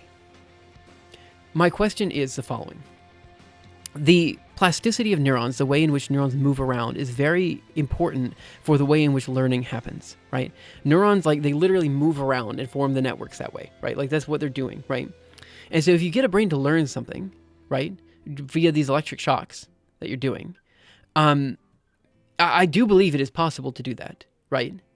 But the thing that I'm confused about is that, first of all, that feels different than how we, like, obviously there's like brain waves in your system that you can read via EEGs and stuff like that. And like, it's a collective pattern of a bunch of neurons. And that's how you do error correction, because you have a bunch of neurons all signaling at the same time, or not same time, but in a similar fashion that allows, because there's so many neurons firing at the same time, it allows for you to do some form of error correction in your head before like things come out into the world. And so it's a collective action of a bunch of neurons through these, somewhat wave-like pulses that allow for you to enter certain states that allow for you to collect data back from the brain in regular cognition, right? And so my question is, if you've taught a brain to learn something in some way, is it only able to exhibit that behavior forever? Right? Like, how do you reprogram it, I guess is my question. Like, if you program it to play Pong, do you now need a new brain to play Doom? I guess that's my question. Because, like, the way these networks work, it becomes, you have this plasticity of the neurons moving around, and then once it forms that network, it's kind of a little bit hard to rearrange that network. You know what I mean? So I'm maybe stupid. Some random YouTuber basically did the same with a rat brain. It's relatively simple. You do reinforcement learning by giving it endorphin. Yeah, that makes sense. Basically, there's a reward signal. The neuron is aligning by itself. There's no direction given. Also, neurons are like stem cells, very undifferentiated. Right, exactly. But what I'm saying is that, like, you might be right. Maybe I am underselling the plasticity of the neurons. I just know that plasticity goes down with age. Like, as you get older, the neurons stop moving as much, right? That's just, younger kids have more plastic brains, but I guess if you always have young cells, then you don't have to worry about that. Learning phase during sleep. I mean, there's multiple learning phases that happen. And certainly some of that happens during like sleep, during the REM cycles in sleep. Learning here could mean a bunch of different things. It could mean like what we're talking about for like machine learning. It could be human learning. It could be like learning something for a particular task. It could be something in between. So it's a loaded term here. Maybe you're confusing fully formed and structured brain versus clumps of rat neuron stem cells. Yeah, I think that's exactly what I'm doing. I think I'm trying to get them to replicate the brain when all they're doing is getting neurons in a pot. Right? That's the difference, I think. Make two brains, one for Pong, one for something similar, but different enough. Then try to figure out how to get from one to the other, and potentially how to move the brain to do that. Motivate the brain to do that. Kids have millions and millions of neurons. They get pruned as they age. Make bigger brain that has the capacity to learn. We should do that for Knowledge Stream. I think you've pointed me in the right direction. I have like 7 neurons. That is 7 more than I have. I'm pretty sure I'm actually just a robot. Okay, so. Interesting. It's interesting. Thank you guys for showing me this. Now, can I just be honest? I walked in to this stream anticipating that I would get work done. I was feeling a little bit sick. I thought to myself, it's okay. I will get over it. But it's okay. The stream title is like, I don't know what I'm doing. So it's fine. It's fine to have a random one-off stream where we just kind of chat about things. It's fine. It's okay. Let me... Dag nabbit. One thing I want to do, sorry about this, is I want to take a look at this AMD mesh shaders paper, because there's a follow-up paper to this that was published a little bit later, and I want to take a look at it. So real-time procedural generation GPU work graph. So as of yesterday's stream, we were talking about a lot of related projects to the one that I was doing, right? And there are a lot of related projects. And I was thinking to myself, I was wondering if I should re-theme the entire paper so that it's more related to data compression and less about the function systems. But the fact is that this paper is proposing multiple novel things. None of them are like super novel, but they're interesting in their own way. This is the first time, the paper that I'm proposing is the first time that you truly have general purpose rendering with function systems. So that's number one. I think that's what I should focus on. And if I want to do another paper on the data compression aspect of it, I should do another paper on that, along with more compiler stuff that I do to make it more efficient and stuff. So that's going to be a future paper. But I do want to very quickly look at this on Scholar, and I want to look at future cited by. Here we go. And I'm going to go from here. Real-time meshlet decompression, create GPU kernels for expression tree, generate a runtime random art. Actually, expression trees might be what but expression, never mind. It's useful, but not what I'm looking for. Real-time procedural surfaces using GPU mesh shader, GPU work graphs. The thing about it is, there's so many people talking about these GPU work graphs. I feel like maybe we should be doing this, right? Like, I'm not implementing a compiler. That's not what I'm doing. I'm restructuring my code in such a way that I can just throw it at the OpenCL compiler. I'm transpiling it into an OpenCL kernel, I think is the correct way to put this. And then I'm letting the OpenCL kernel do the compilation, right? The thing about OpenCL is it allows for you to do the compilation when you want to do the compilation, and that's what I need. I need the user to specify when the compilation needs to happen, right? And so the discussion of the GPU work graphs, I think, is very valuable, but if I start going down that route, all of a sudden I have to write my own compiler, and I don't want to do that. I've written compiler-esque stuff before in the past, and it is a pain in the butt, and you have to deal with so many edge cases, and there's no guarantee it's going to be faster than what's already out there. It's a pain. Well, I'll send you some. Less than half what I'd hope for. If every viewer has neurons, donate some neurons to Leos, you'll have half a neuron at the end. Avocado Violet, hey, Avocado Violet, thank you so much for the raid. I'm going to do what I always do and ask, how was your stream? I hope everything's going okay, but I also recognize that myself, I don't actually like it when when people talk to me after like raiding and stuff like that. So you can choose to respond. You don't have to respond, but thank you so much for the raid. I really do appreciate it. I really genuinely do. Okay, so we were looking at this real-time procedural. I'm going to open up the PDF because I want to open up the PDF. Let's take a look. Every time. Okay, so, and then the next follow-up paper, the one that I have to find, I think I put into the paper pile. So I think I'm looking at this in a dumb way. I think if I just go to the paper pile, I'll find it. So let me go over to Discord. Where are we? Where's Discord? Discord updates E. Where's the paper pile? There's a paper pile. I believe it is here. Let me see. Let's see. 1 second. Paste here. And let's see what we got. Is it going to work or am I stupid? Both could be true.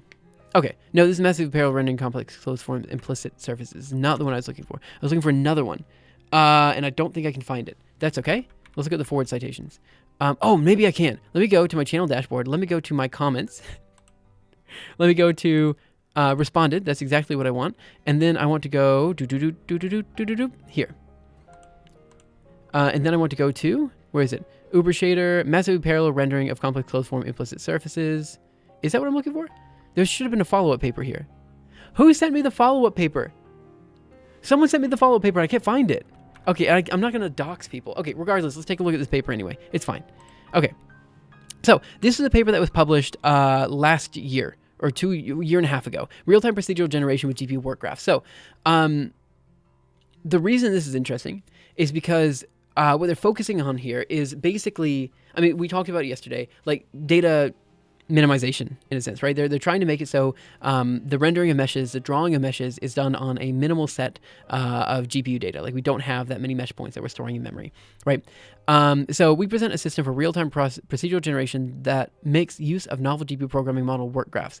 The nodes of a work graph are shaders, which dynamically generate new workloads for connected nodes, right?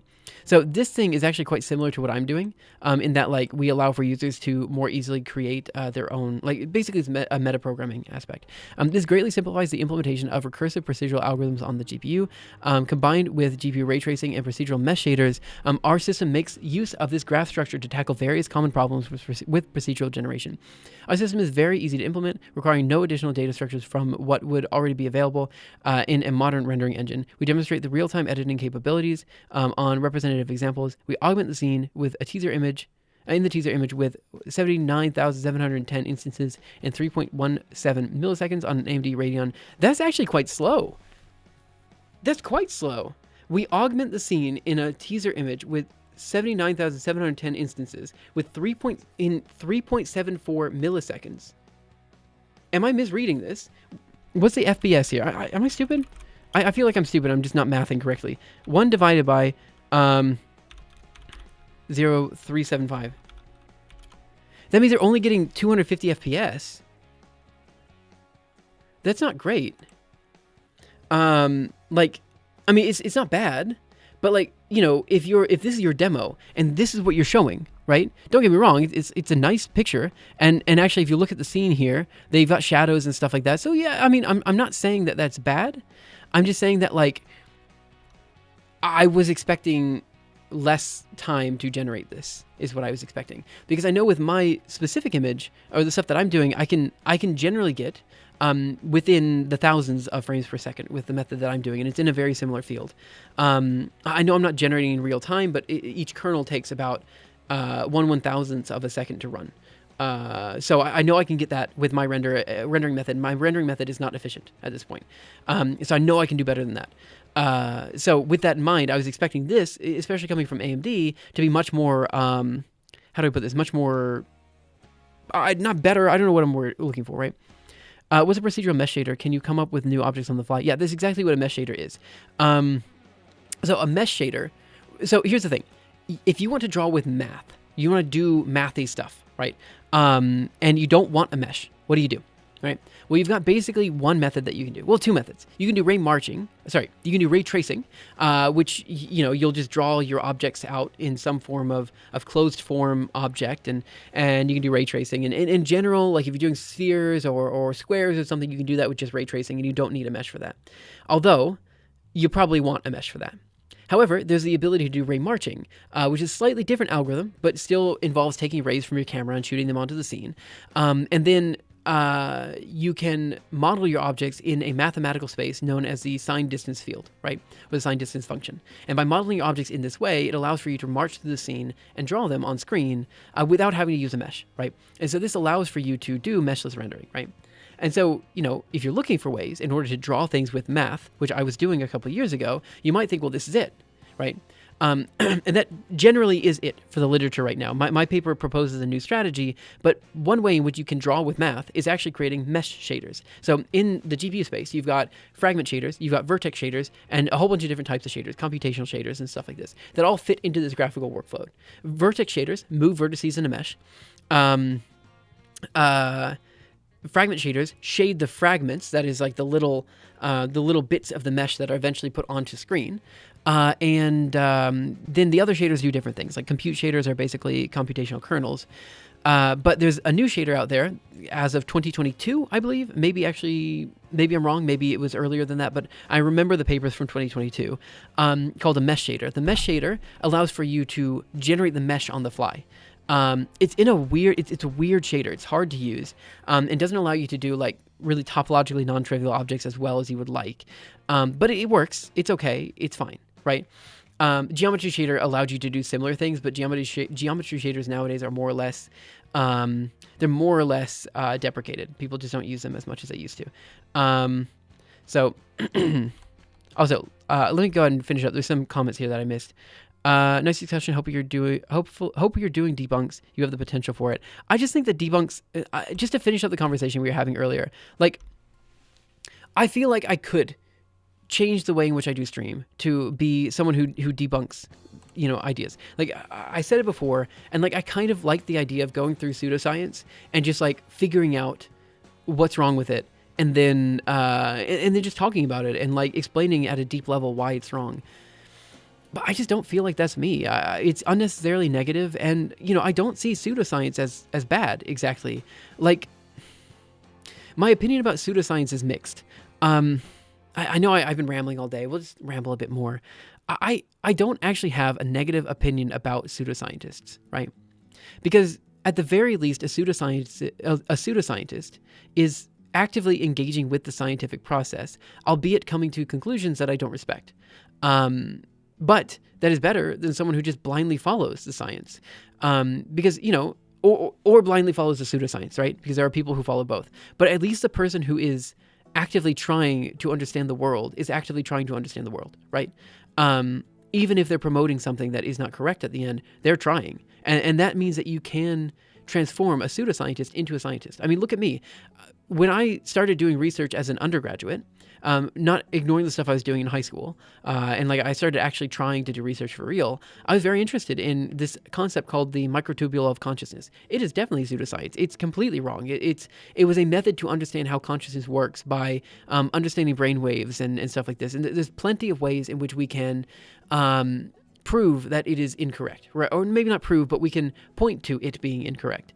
But it had a lot of Nobel Prize winners, not a lot, but there was one Nobel Prize winner who was very into it. And with that in mind, it kind of felt like, if this Nobel Prize winner understands it, then probably it's okay. And, just a lot of reasons why I wanted to get into it when I was younger. And from that, I learned a lot. The ability to go through a pseudoscientific topic and explicitly understand why it is pseudoscience is very valuable. And I think as long as you're not constantly going down the rabbit hole, I don't have a problem with it as much as other people do. Like, I don't think it's as bad as people say it is, Similarly, I don't think the replication crisis is as bad as people think it is. I think it's fine. Like, the way it is right now, yeah, it kind of sucks that we can't replicate papers to a certain extent. But on the other hand, if I'm being honest, replication happens on citation. It happens on people using that work for future work, And so as long as your paper is well cited, it's not as big of a deal as people are saying it is. Is pseudoscience necessarily wrong or not rigorous enough to prove true? That depends. I would say pseudoscience is necessarily wrong, whereas something like string theory is just not proven to be true, right? Like, I would not say string theory is pseudoscience, whereas I would say flat Earth is pseudoscience. You know what I mean? But string theory is not rigorous enough to be proven true, even though it is quite rigorous. There's just no way to experimentally validate it. So yeah. Anyway. That was my rant on pseudoscience and why I at least right now, I don't necessarily want to do debunks. I don't want to I just don't want to channel the energy we have into negativity. And if I have X amount of energy per day, then I don't want to spend that energy on, I don't want to spend that energy proving people wrong. I'd rather spend that energy proving myself to be right. So you'd have to prove it false to prove it pseudoscience. I think there is part of that. To be true. Yeah. I mean, pseudoscience is something that goes against the grain. The grain being what scientists generally believe to be true. Okay, let's keep going. Knots and strings fascinated cats and humans alike. That's a fair point. Okay, let's keep going. Okay, so creating highly detailed I'm so sorry. I'm so sorry. Creating highly detailed virtual worlds manually is a labor-intensive task. Procedural design tools like Blender or Houdini accelerate the process. The generated geometry, however, is typically baked into the polygonal format. Right. So data duplication for rendering. All baked data has to be stored on disk. Tool disparity, scene staticity. Anyway, point is, they have a whole bunch of good reasons why you want to mathematically generate things. I don't think we have to go too deeply into this to know that they tried their best. They did a pretty good job. My question is, I've got a couple questions. So the first of which is, I know there's someone that used this in the future. I know there's a forward citation here. Where are we? Real-time GPU tree generation. It's probably this one. It's probably the one I'm looking for. Let me go to the PDF here. There we are. Enter. Open this bad boy up. Real-time GPU tree generation. Yes, this is the paper I'm thinking I'm looking for. So here's the thing. When it comes to mathematical art, I don't know why, but all of the methods to render mathematical art generally tend to draw plants. I think I know why, because plants don't have to look exactly correct. They can look good enough, and they're very easy to procedurally generate because you can follow very clear patterns in order to draw a tree. And because it's not like a human face, it means that you can... it doesn't fall into that uncanny valley, right? But I do want to take a look at this. So trees for real-time media are typically created using procedural algorithms and then baked into a polygonal format, requiring large amounts of memory. We propose a novel procedural system and model for generating and rendering realistic trees and similar vegetation specifically tailored to run in real time on GPUs. By using GPU work graphs with mesh nodes. We render gigabytes worth of tree geometry from kilobytes of generation code every frame exclusively on the GPU. Contrary to prior work, our method combines instant in-engine artist authoring, continuous frame-specific level of detail and tessellations, highly detailed animation, and seasonal details like blossoms, fruits, and snow, generating the unique tree geometries of our teaser test image. And rendering them in the G buffer takes 3.13 milliseconds. Again, a little bit slow on Radeon 7900 XT. So, couple things here. I don't care about like this looking like fall or winter or spring. I don't think that really matters. The fact is, this doesn't look great. Like, it's fine. But am I wrong in saying that for a 2025 paper, this is not how I'd want trees to look? Like, the winter trees look fine, but you know, the summer trees and the fall trees, like they're specifically going at a distance because otherwise it doesn't look as pretty. They just don't look as realistic as I would like one of these things to look, right? Gonna head out, fetch a package and perhaps even a pizza. See you, James. Was enjoyable. Good luck braining the brain words. Yeah, see you. Thank you so much for popping in. Now I want pizza soon too. Have a good one. Yeah, thank you guys so much for stopping by. Like seriously, I really do mean it. Thank you guys so much. I really do appreciate it. Okay. So, the reason I brought this up is because I think I do want to cite this paper as well. 3.13 milliseconds. This has me wondering. Okay, let me write down the things that I know I need to do for this paper. So, let's go to Zernal PP. Okay, let's just, if nothing else happens at the end of the day, let me write down a list of things I have to get done. What do you mean unrealistic? Those are great looking trees. They're pretty good looking trees. Like, they're pretty good looking trees, but like, I mean, like, maybe I'm wrong. Maybe I just haven't played a video game in a long time and I don't remember what trees look like in video games. But here, let me write down a list of things that I definitely need to get done. So 1, I have to get down. Why is it red? Okay, what am I doing? FFS Greedy, thank you so much for following. Really appreciate it. What am I doing with my life? So this paper needs a couple things. 1, I need to structure. Cool. 2, I need to figure out how many bytes are actually in the space image. The space image being this image in here. I suspect it's like 5, but I think it's more because there must be some allocated in the function system that I'm not paying attention to. Okay, so that's what I have to do. These are easy to do. Now stuff that's hard. I want to do a signed distance field, ray marching, plus my composable function system stuff. So basically I want to render something with some other method and then use my method to generate a smear frame for smear frames. Cool, easy peasy. Number 4, I want to do some form of meta programming, and I think what I want to do is lip sync. Cool, easy peasy. Not easy peasy, it'll take some time. So these are all things that I want to do. And I definitely need to do before the paper is out. Now, when it comes to this kind of stuff, the other thing I mentioned yesterday is rigging. That is, we take a hand and we just show how to move it around. This should be easy enough to do with a hand. Okay, so that's 3 things we got to do. 4 things we have to do. Okay, now for the other stuff. So this is the what's it called? Like the stretch goals. Goals? Okay, so number 1, real time. Now, here's the thing. I know that this code should work in real time. However, it doesn't work in real time because currently I'm using OpenCL. Right? OpenCL is a compute framework. To pass that over to a graphics framework like Vulkan is not super hard. I just haven't done it yet. The other thing is I actually wanted to do a separate paper on the real-time rendering of this because the way this works is I generate a point cloud, right?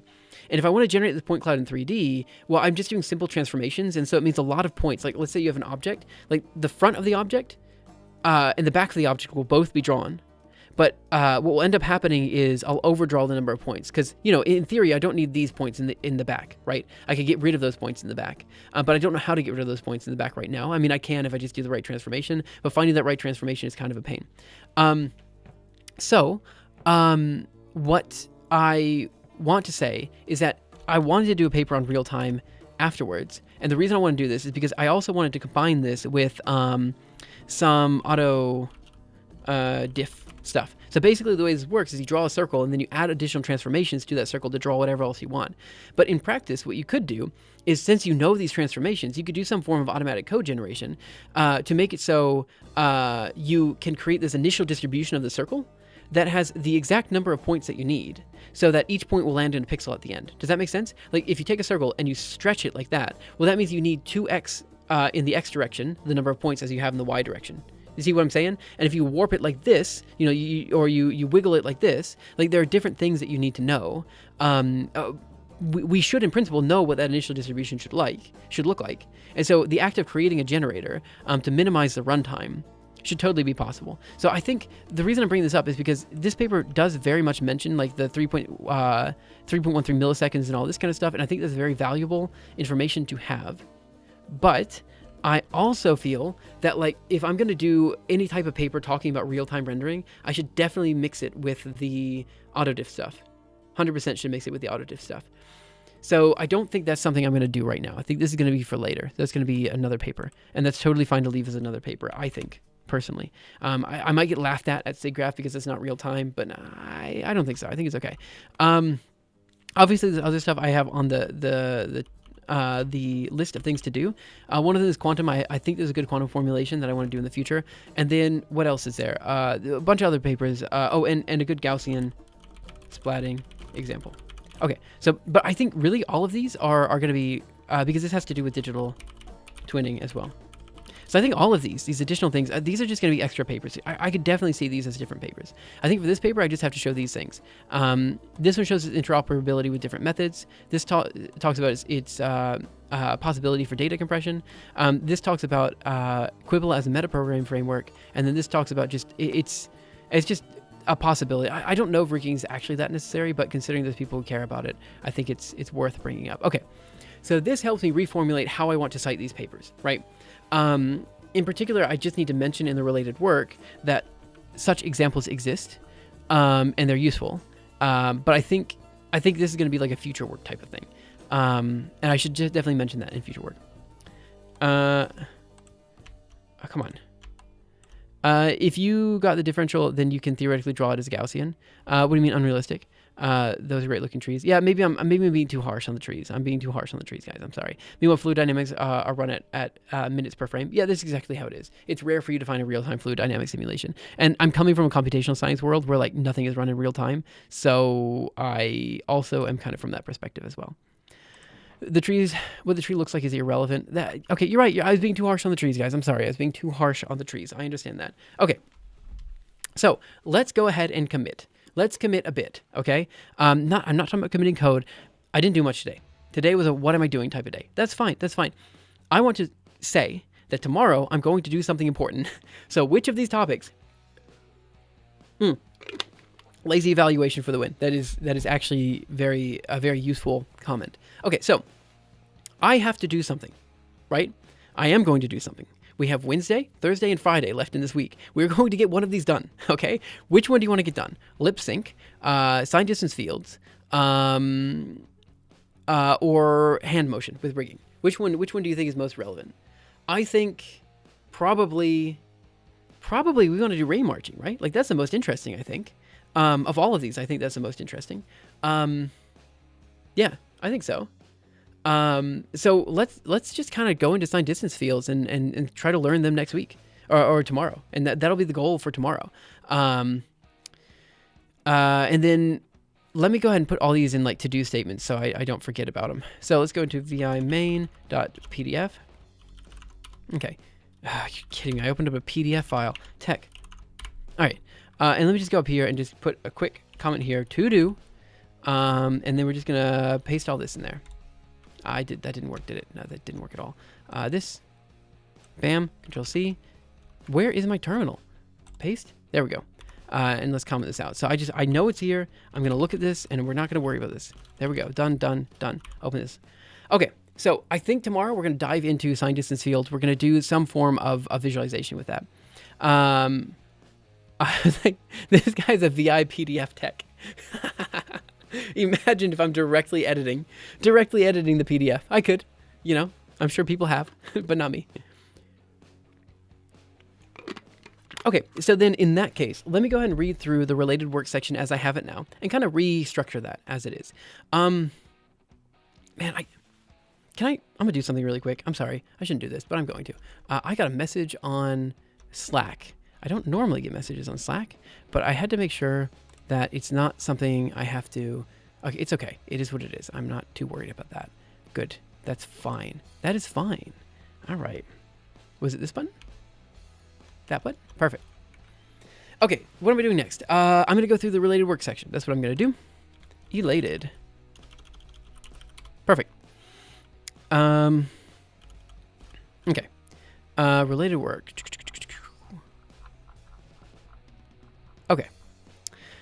We have to talk about AMD mesh shaders and function systems. So, doing some graph layout deep dive visualization at the moment using Vulkan and C and iGraph. Pretty fun and scales to large graphs. Actually, really cool. Vulkan. So, I assume you're using Vulkan C, right? Or using like the Python interface or something like that. The thing is, and I mean this genuinely, the one main reason I have considered, how do I put this? Vulkan is an area where I could consider AI code gen to be valuable, and yet I'm terrified of doing AI code gen for Vulkan. I'd love to support your journey and help you grow your audience. I can connect you to a popular Twitch broadcaster who streams to thousands and has nearly 1.2 million followers. This is just spam, right? Moon 100. Chat warning. Just delete. It's fine. I want to see for scale, 0 overhead. Yeah, I get you. But is it really that much overhead in like C++ Vulkan? It was a scam. That was definitely a scam, but I had to double check. Okay, so I'm going to go ahead and read the related work as it is right now, and then we're going to talk about where we want to fit in these additional papers. So, iterative function systems and related approaches have been an active field of research interest for decades, with many methods showcasing their versatility and usability in various aspects. As such, composable function systems build upon and extend. I don't like this. I already don't like it. I think I need to modify every CFS. I think I need to modify so it's actually a composable function system framework. Here's the thing. When I say composable function system, people are going to think it's a math thing, but this isn't a math thing as much as it's a programming thing, right? And so I really should say, I just don't know how to, because it really is for composing different function systems. That's what we're doing. We're composing sign distance fields. We're composing mesh generation. We're composing all this stuff together into one big thing. So it's composition of function systems. It's a good name, but I think it should be framework. I think I should definitely say framework. So I'm just going to go through all of these, and I'm going to modify all of the CFS to CFSF. So it's composable function system framework. And we're just going to do it. Yes. A simple CFSF. Can someone give me a better name than CFSF? Like, it's a bad name. Like, it's fine. It's fine. It's okay. It's fine. Am I dumb? No, I'm okay. I'm okay. All right, let's keep going. Elated work. Okay, so let's go down. And extend several other existing techniques in the literature. For example, in Kunz et al., the authors propose extending iterative function systems to a new technique they call the iterative multifunction system, which allows for greater flexibility in the creation of fractal-like objects. However, their approach is limited in terms of allowed mappings. The fractal flame algorithm is also similar in that it allows for users to inject functions into a pre-existing iterative function system structure. In contrast to both of these methods, this work focuses on building a metaprogramming framework to allow users to flexibly create specific methods for composing functional units and create general-purpose non-fractal artwork. Several other approaches limit themselves to a fine mapping, where no such limitations exist in the work. I think that is a weird sentence to put at that point in time. Paste.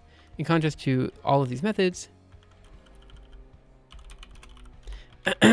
there are also methods for rendering that are non-iterative, that do not use iterative function systems and instead use function systems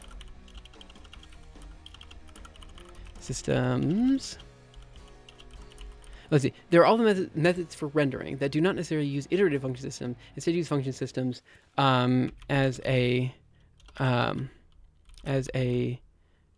do I put this? Function system composition framework. Yes. So I think the composable here is more important to put at the start, right? But yeah, we'll figure out the naming and stuff later. So there are methods for rendering that do not necessarily use iterative function systems and instead use iterative function systems. Instead, use function systems as a series of transformations on object primitives to transform pre-existing. No, and use function systems more generally. And I need to cite this guy. This guy here. There we go. That's fine. I'm okay saying it that way. It's okay. It's not the best sentence, but I don't care. This work focuses on, in contrast to all these methods, this work focuses on building a metaprogramming framework to allow users to flexibly create specific methods for composing functional units and creating general-purpose non-fractal artwork. I think that's fair enough. I think it's good enough to say. As a general-purpose rendering framework, composable function system frameworks for general-purpose rendering.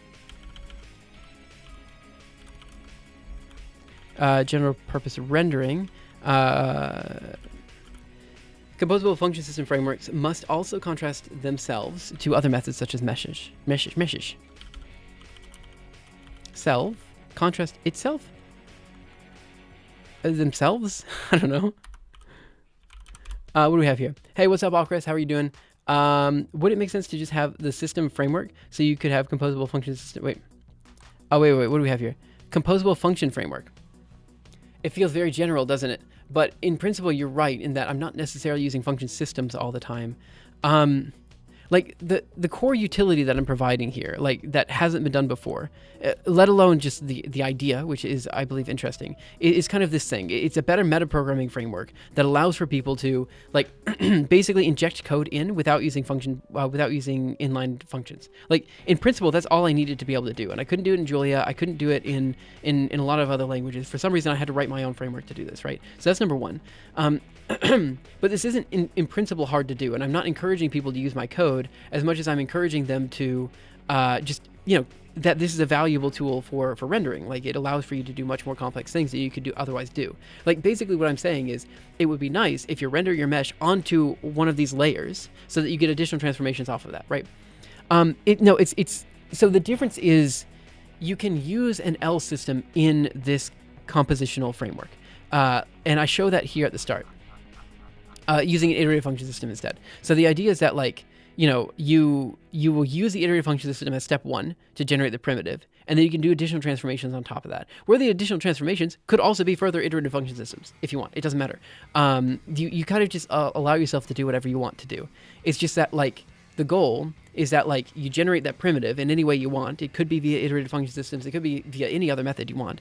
And then you do additional transformations on it. So it's a combination of a bunch of different things. And the reason this is complicated is because when you're generating an iterative function system, you know what I'm trying to say? When you're solving an IFS, you have to do this. You usually do this via the chaos game. The chaos game calls functions at random, and because it's calling functions at random, it's very hard to inline those functions, right? And so this is why you have to create a separate utility to do so, right? And so it's kind of like a combination of these two things. It's first doing the iterative function system. That's easy. Second is adding transformations. Also easy to do, right? That's what the old paper did that we were talking about yesterday, right? So both of these are easy to do. It's just a combination of the two of them hadn't been done before. That's all this is. I didn't expect this to be a paper, but it turned out that I couldn't find a way to do this outside of doing, like, writing this paper. It took me a long time to figure this out. So let me go here and let's just keep going. So, where are we? Related work. As a general purpose rendering framework, CFS, composable function system frameworks, must also contrast themselves to other methods such as meshes, ray tracing, and ray marching with signed distance fields. In contrast to traditional mesh-based rendering approaches, this work does not necessitate the storing of any vertex points or textures in memory. It is capable of generating n-dimensional scenes with point clouds that are splat onto screen. Objects and object locations do not necessarily need to be stored in memory either, and can instead be directly embedded into the function systems themselves. If users wish to use mesh-based methods, it's possible to do so by generating the triangles and creating the mesh through software rendering approaches. However, the software implementation of compositional function system frameworks written for this work primarily relies on computational kernels acting as shaders and lacks certain hardware features like rasterization and ray tracing. That's all true. I think that's fair. Nobody says React framework. They just say React. Same with Next.js. You're right. You're right. Maybe I could just leave it CFS. And just say it's a framework. That's fine too. That's fine too. It's just the reason I'm saying framework is because if I say FS, then people naturally assume it's a math thing. I just don't want them to think it's a math thing. That's it, because this isn't really a math thing. I don't talk about how these function systems, like, I don't want anyone to prove anything in here, right?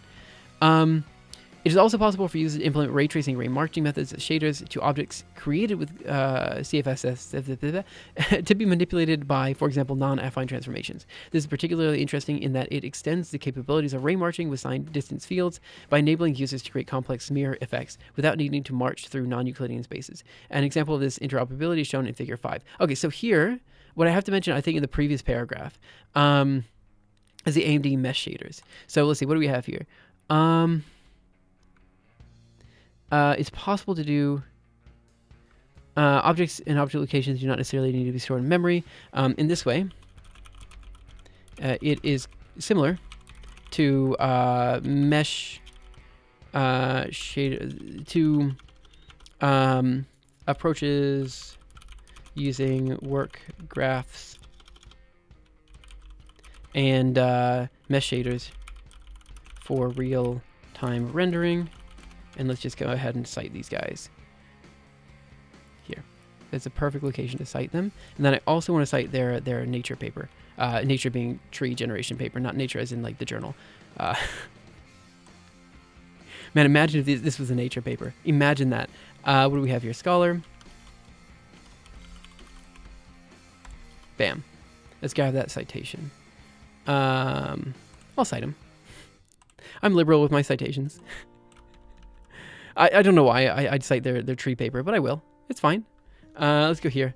And we're going to cd into projects, papers, siggraph, vi literature.bib. Go down here, paste that bad boy there, and then grab this one. Oh, I see. They published one for 1 year and one for the next year. That's fine. There we go. Perfect. Done. Happy enough with that.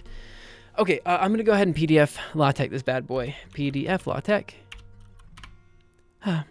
PDF LaTeX. Main.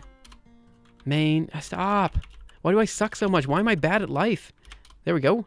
And then BibTeX. And then PDF LaTeX once. And PDF LaTeX twice. And that should give me... Yes, perfect. Exactly what I want. So I have one more paragraph here. Finally, as this work introduces Quibble, a GPU metaprogramming framework, it is important to differentiate it from other existing graphical and computational programming interfaces. Simply put, there are no interfaces that allow for flexible and efficient calling of function pointers on the GPU by default. This means that implementing generic user-defined functions on the GPU can be troublesome for many applications. I shouldn't say most. It's not clear what I'm saying here. It's not clear what I'm saying here. This means that implementing generic user-defined functions on the GPU can be troublesome for many applications when the compiler cannot... what am I looking at? There's a word here that I can't remember, but it is introspect, cannot... it can't find the function to inline. I might just say it cannot properly... flexible, efficient calling. This means implementing generic user-defined function. I'm going to do function calls. That's what I should say. User-defined function calls on the GPU. There we go. I think that solves the problem. Quibble exists as a metaprogramming framework to solve this problem by taking advantage of features from both graphical and computational workflows. Unlike graphical interfaces like Vulkan, OpenGL, DirectX, and others, Quibble focuses primarily on the creation of high-quality computational kernels instead of the traditional graphical pipeline with, for example, vertex and fragment shaders. Unlike computational interfaces like CUDA, kernel abstractions, Sickle, and Cocos, should I cite CUDA? I cited everything else. I should at least cite CUDA, shouldn't I? Who do you cite for CUDA? The programming guide? Scholar, CUDA programming guide. I'll cite CUDA, I guess. Who do you cite for CUDA? What if I just go to Scholar and I do CUDA? Is there like a paper that introduces... is this it? Can I sort by cited by? How do I sort again? Sort by relevance. CUDA by example introducing... It looks like CUDA by example looks like the most... Just looks like the most common book. So maybe I just cite these guys even though I haven't read it. Yeah, that looks like what I'm going to do. I mean, everybody knows CUDA, right? So just going to cite these bad boys. BibTech. All right, let's go. Do I still have that other terminal up? Yes. Here we are. Can I say something that's mildly annoying? That no one else in the world, I'm fairly positive, absolutely, no one else in the world cares about. Fairly positive, I'm the only one, okay? VI is not Vim. They're different, okay? They are different. I use VI, I don't use Vim. I usually don't have problems with Vim, but there are some minor nuances to Vim that I don't like, which is why I use VI. Very simply put, sometimes interactions with my keyboard and like Vim keybinds or whatever, keystrokes or whatever, they're just slower than they are in VI. And I don't use any features that you need in Vim, so I just use VI. However, very recently, as of the past few months, Arch did something weird that I never expected them to do. They took VI out of the package manager. You can now no longer download VI on Arch. So you have to use Vim and use it in VI mode. That's what they do. You can still download Vim. That's fine. But if you use VI, it's naturally just going to use Vim instead. Like it will automatically do that. This is what all the other things do. So now every time I do, I always have to have vimrc now, and things are annoying, right? When I open up this file, there's color. There's color down here. I don't know if you can see it, but there's color. There's a little blue tilde. I don't want color. If I wanted color, I wouldn't be writing code here. I'd be writing code in a different text editor, okay? It's annoying. It's annoying is what it is. But I'm the only one on earth that I think cares about this. There's literally nobody else who actively wants VI instead of Vim. CUDA? I can't believe I'm citing CUDA. Why am I citing CUDA? Who cares? There you go. Quibble instead focuses on compiling a large custom kernel from user-provided functions at runtime. This allows for users to quickly and efficiently iterate on their function set without having to rebuild their primary executable in some other language such as C. Though several modern languages such as Julia, Rust, and C++ provide flexible metaprogramming capabilities, it's difficult to use such tools directly for this application, as we instead need the stage compilation approach that's commonly found in graphical languages like Vulkan and OpenGL. For this reason, Quibble is more similar to kernel fusion frameworks and is the first programming framework that's flexible enough to allow for function system-based approach for general purpose graphics. That is all true. However, if I'm going to cite CUDA, I should also cite Vulkan and OpenGL? Like, is that how I don't know. Can be found in graphical languages like Vulkan and OpenGL, though also present OpenCL, which is the primary library used. Should I say which Quibble transpiles to?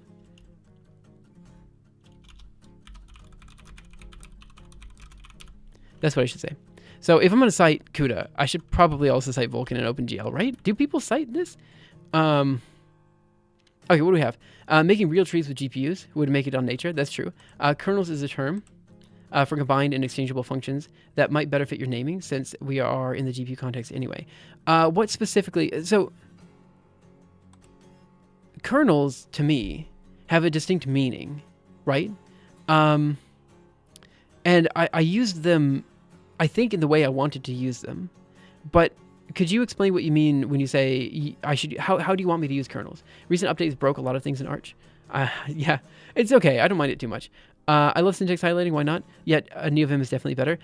My thing with syntax highlighting is the same reason I don't like the IntelliJ, like autocomplete thing when you're writing code. Like when you're writing code, I don't want my text editor to tell me like what I should or shouldn't write. You know what I mean? Like I don't want to write the word for, and then for that autocomplete I is equal to 0, I++ thing. I don't want that. I don't want auto-completed code. I don't want that. you know, because like I know what I'm going to type. I have in my mind what I'm going to type, and you telling me what I'm supposed to type makes it so now I have like just a nanosecond, a millisecond of thinking about what I'm going to type that I didn't have before. I'd rather it not be there, right? And the same is true for syntax highlighting, you know, like I'd rather just not have it, because now I don't have to think like, why is this color blue? Why is this purple? Is it supposed to be purple at this point? I don't know. Like, just I don't want these thoughts. I want to just write code, you know. And it's just how I've always done it. And I you know, this is why I'm the worst person to talk about AI. I am genuinely. Every time you speak about exchange function, in an exchangeable function, use kernel. Okay, maybe. An exchangeable function. So what you're saying is this is more of a composable kernel language, which is true, than a composable function system framework. I think that is a fair point. But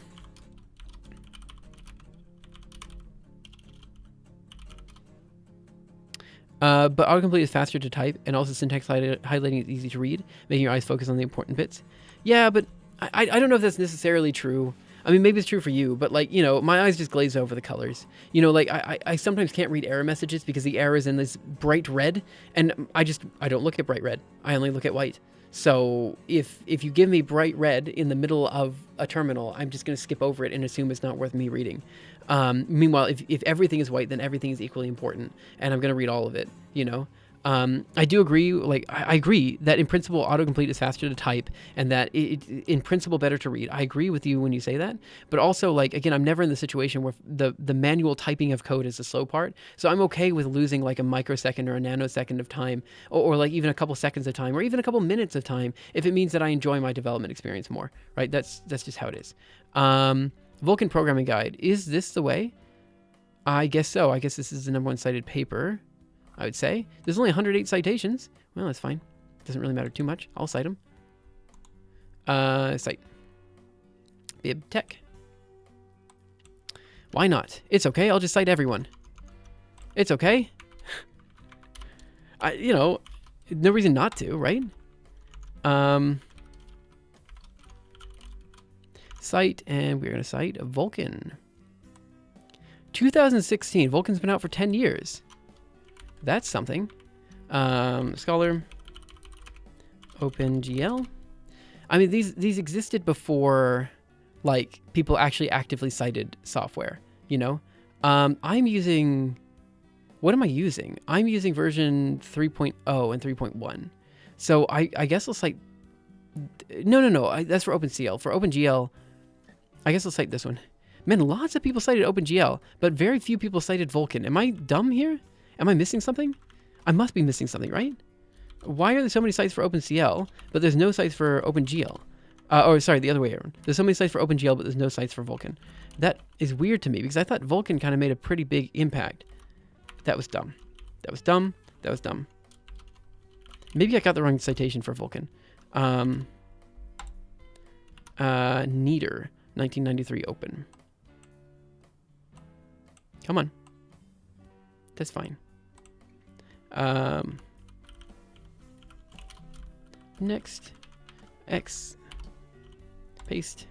There we go. And the last one's OpenCL, and I specifically want this. OpenCL specification, OpenCL programming guide. I guess programming guide is what I want. But the OpenCL specification is probably also fine. Maybe the specification is fine. That's the one that most people are citing, so let's just grab that one. It's okay. Up here, open. Where are you? Come on. I'm an idiot. There we go. All right, let's do that one as well.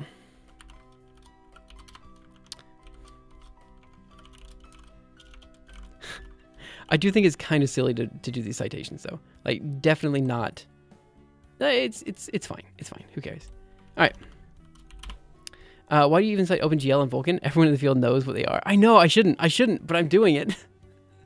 The thing is, I had citations only for kernel abstractions, SYCL, and Cocos, right? Because I thought these were ones that you know, graphics people might not know because they're computational stuff. But if I'm citing them, I might as well cite everything else. You know, who cares? I mean, citations are free, right? So it doesn't really matter that much. BibTeX, PDF, PDF. Yeah, I mean, the citations are free. It doesn't matter. Yeah.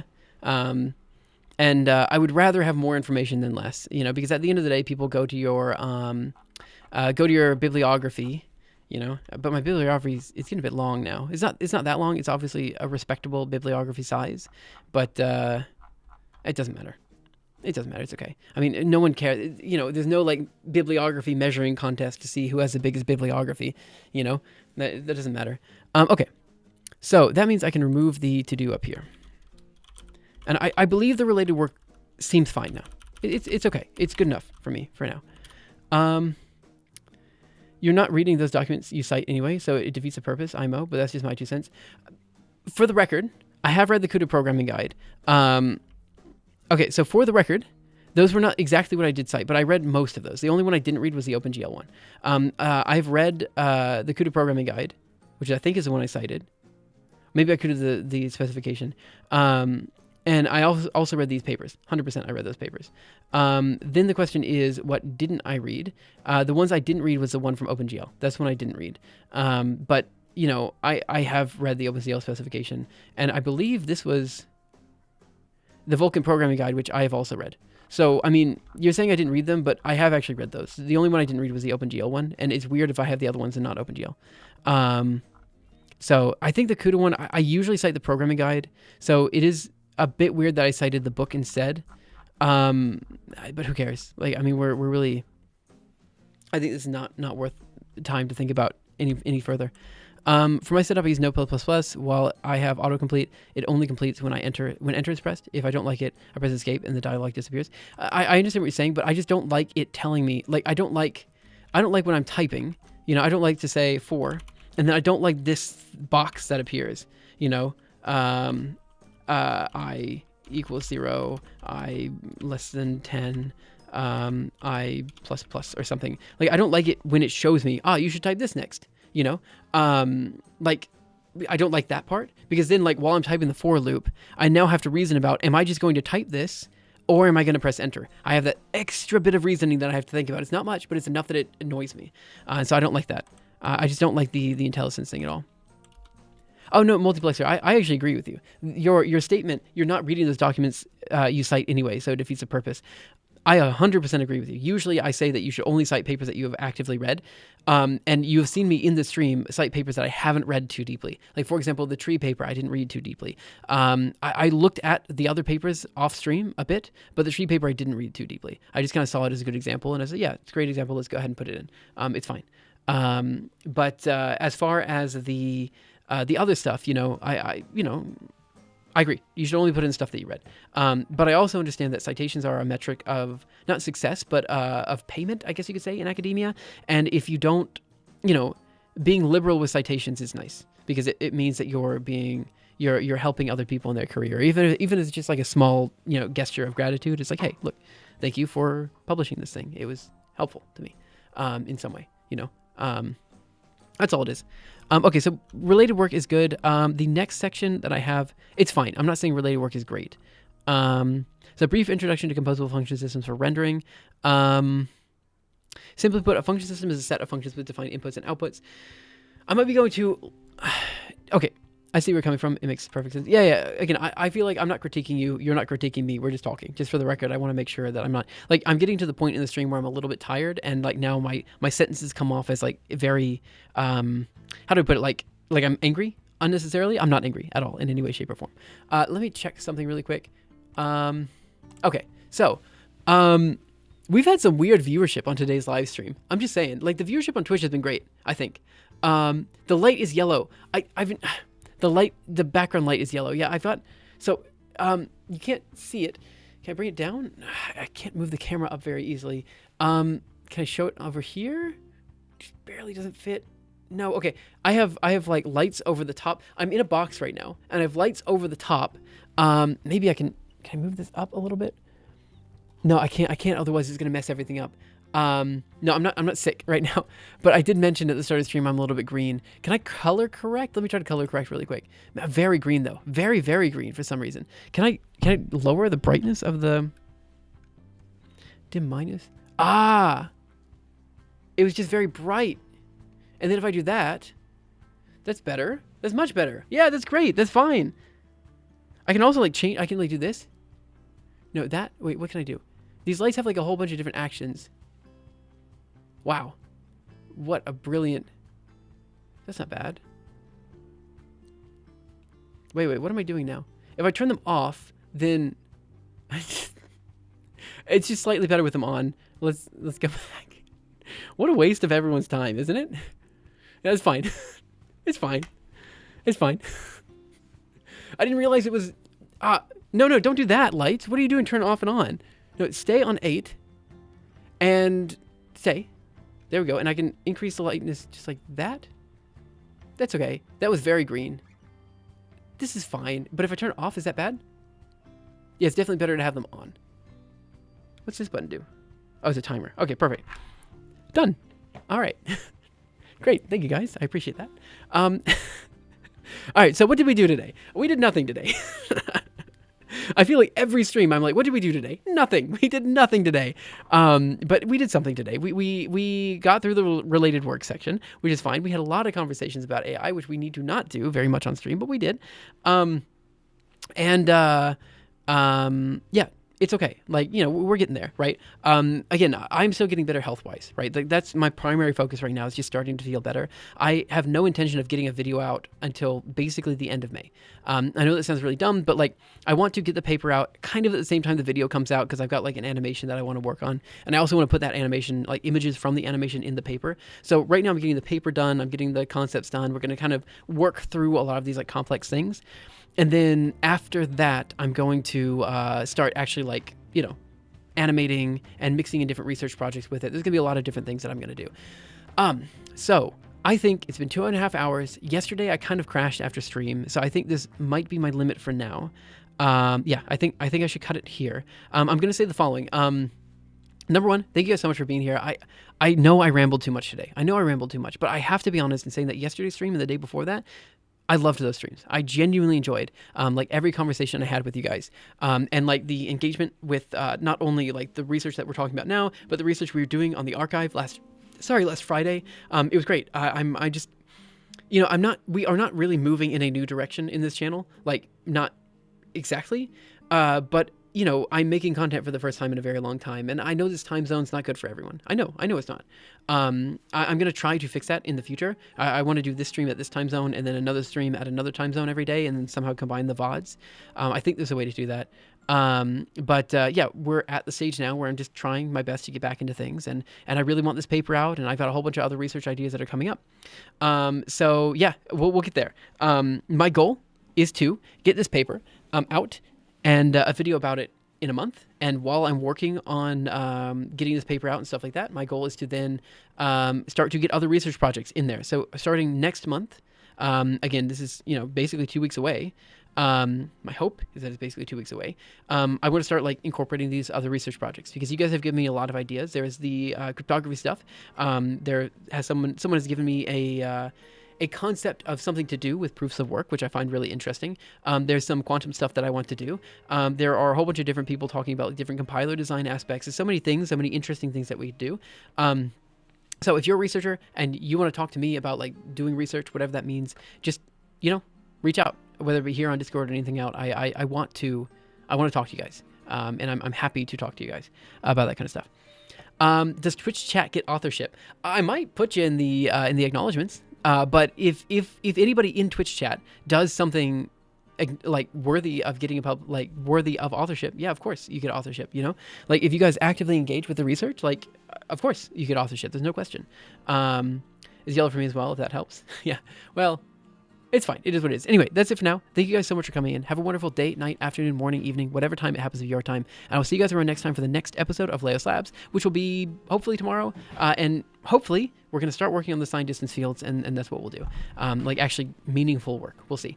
That's it. Thank you guys so much for coming in. And YouTube people, I will see you now. And then Twitch people, we'll see if there's somebody to raid. I still kind of want to raid people, but I'm not sure exactly how to do that. So I'm going to say bye-bye to YouTube for now. Bye-bye, YouTube.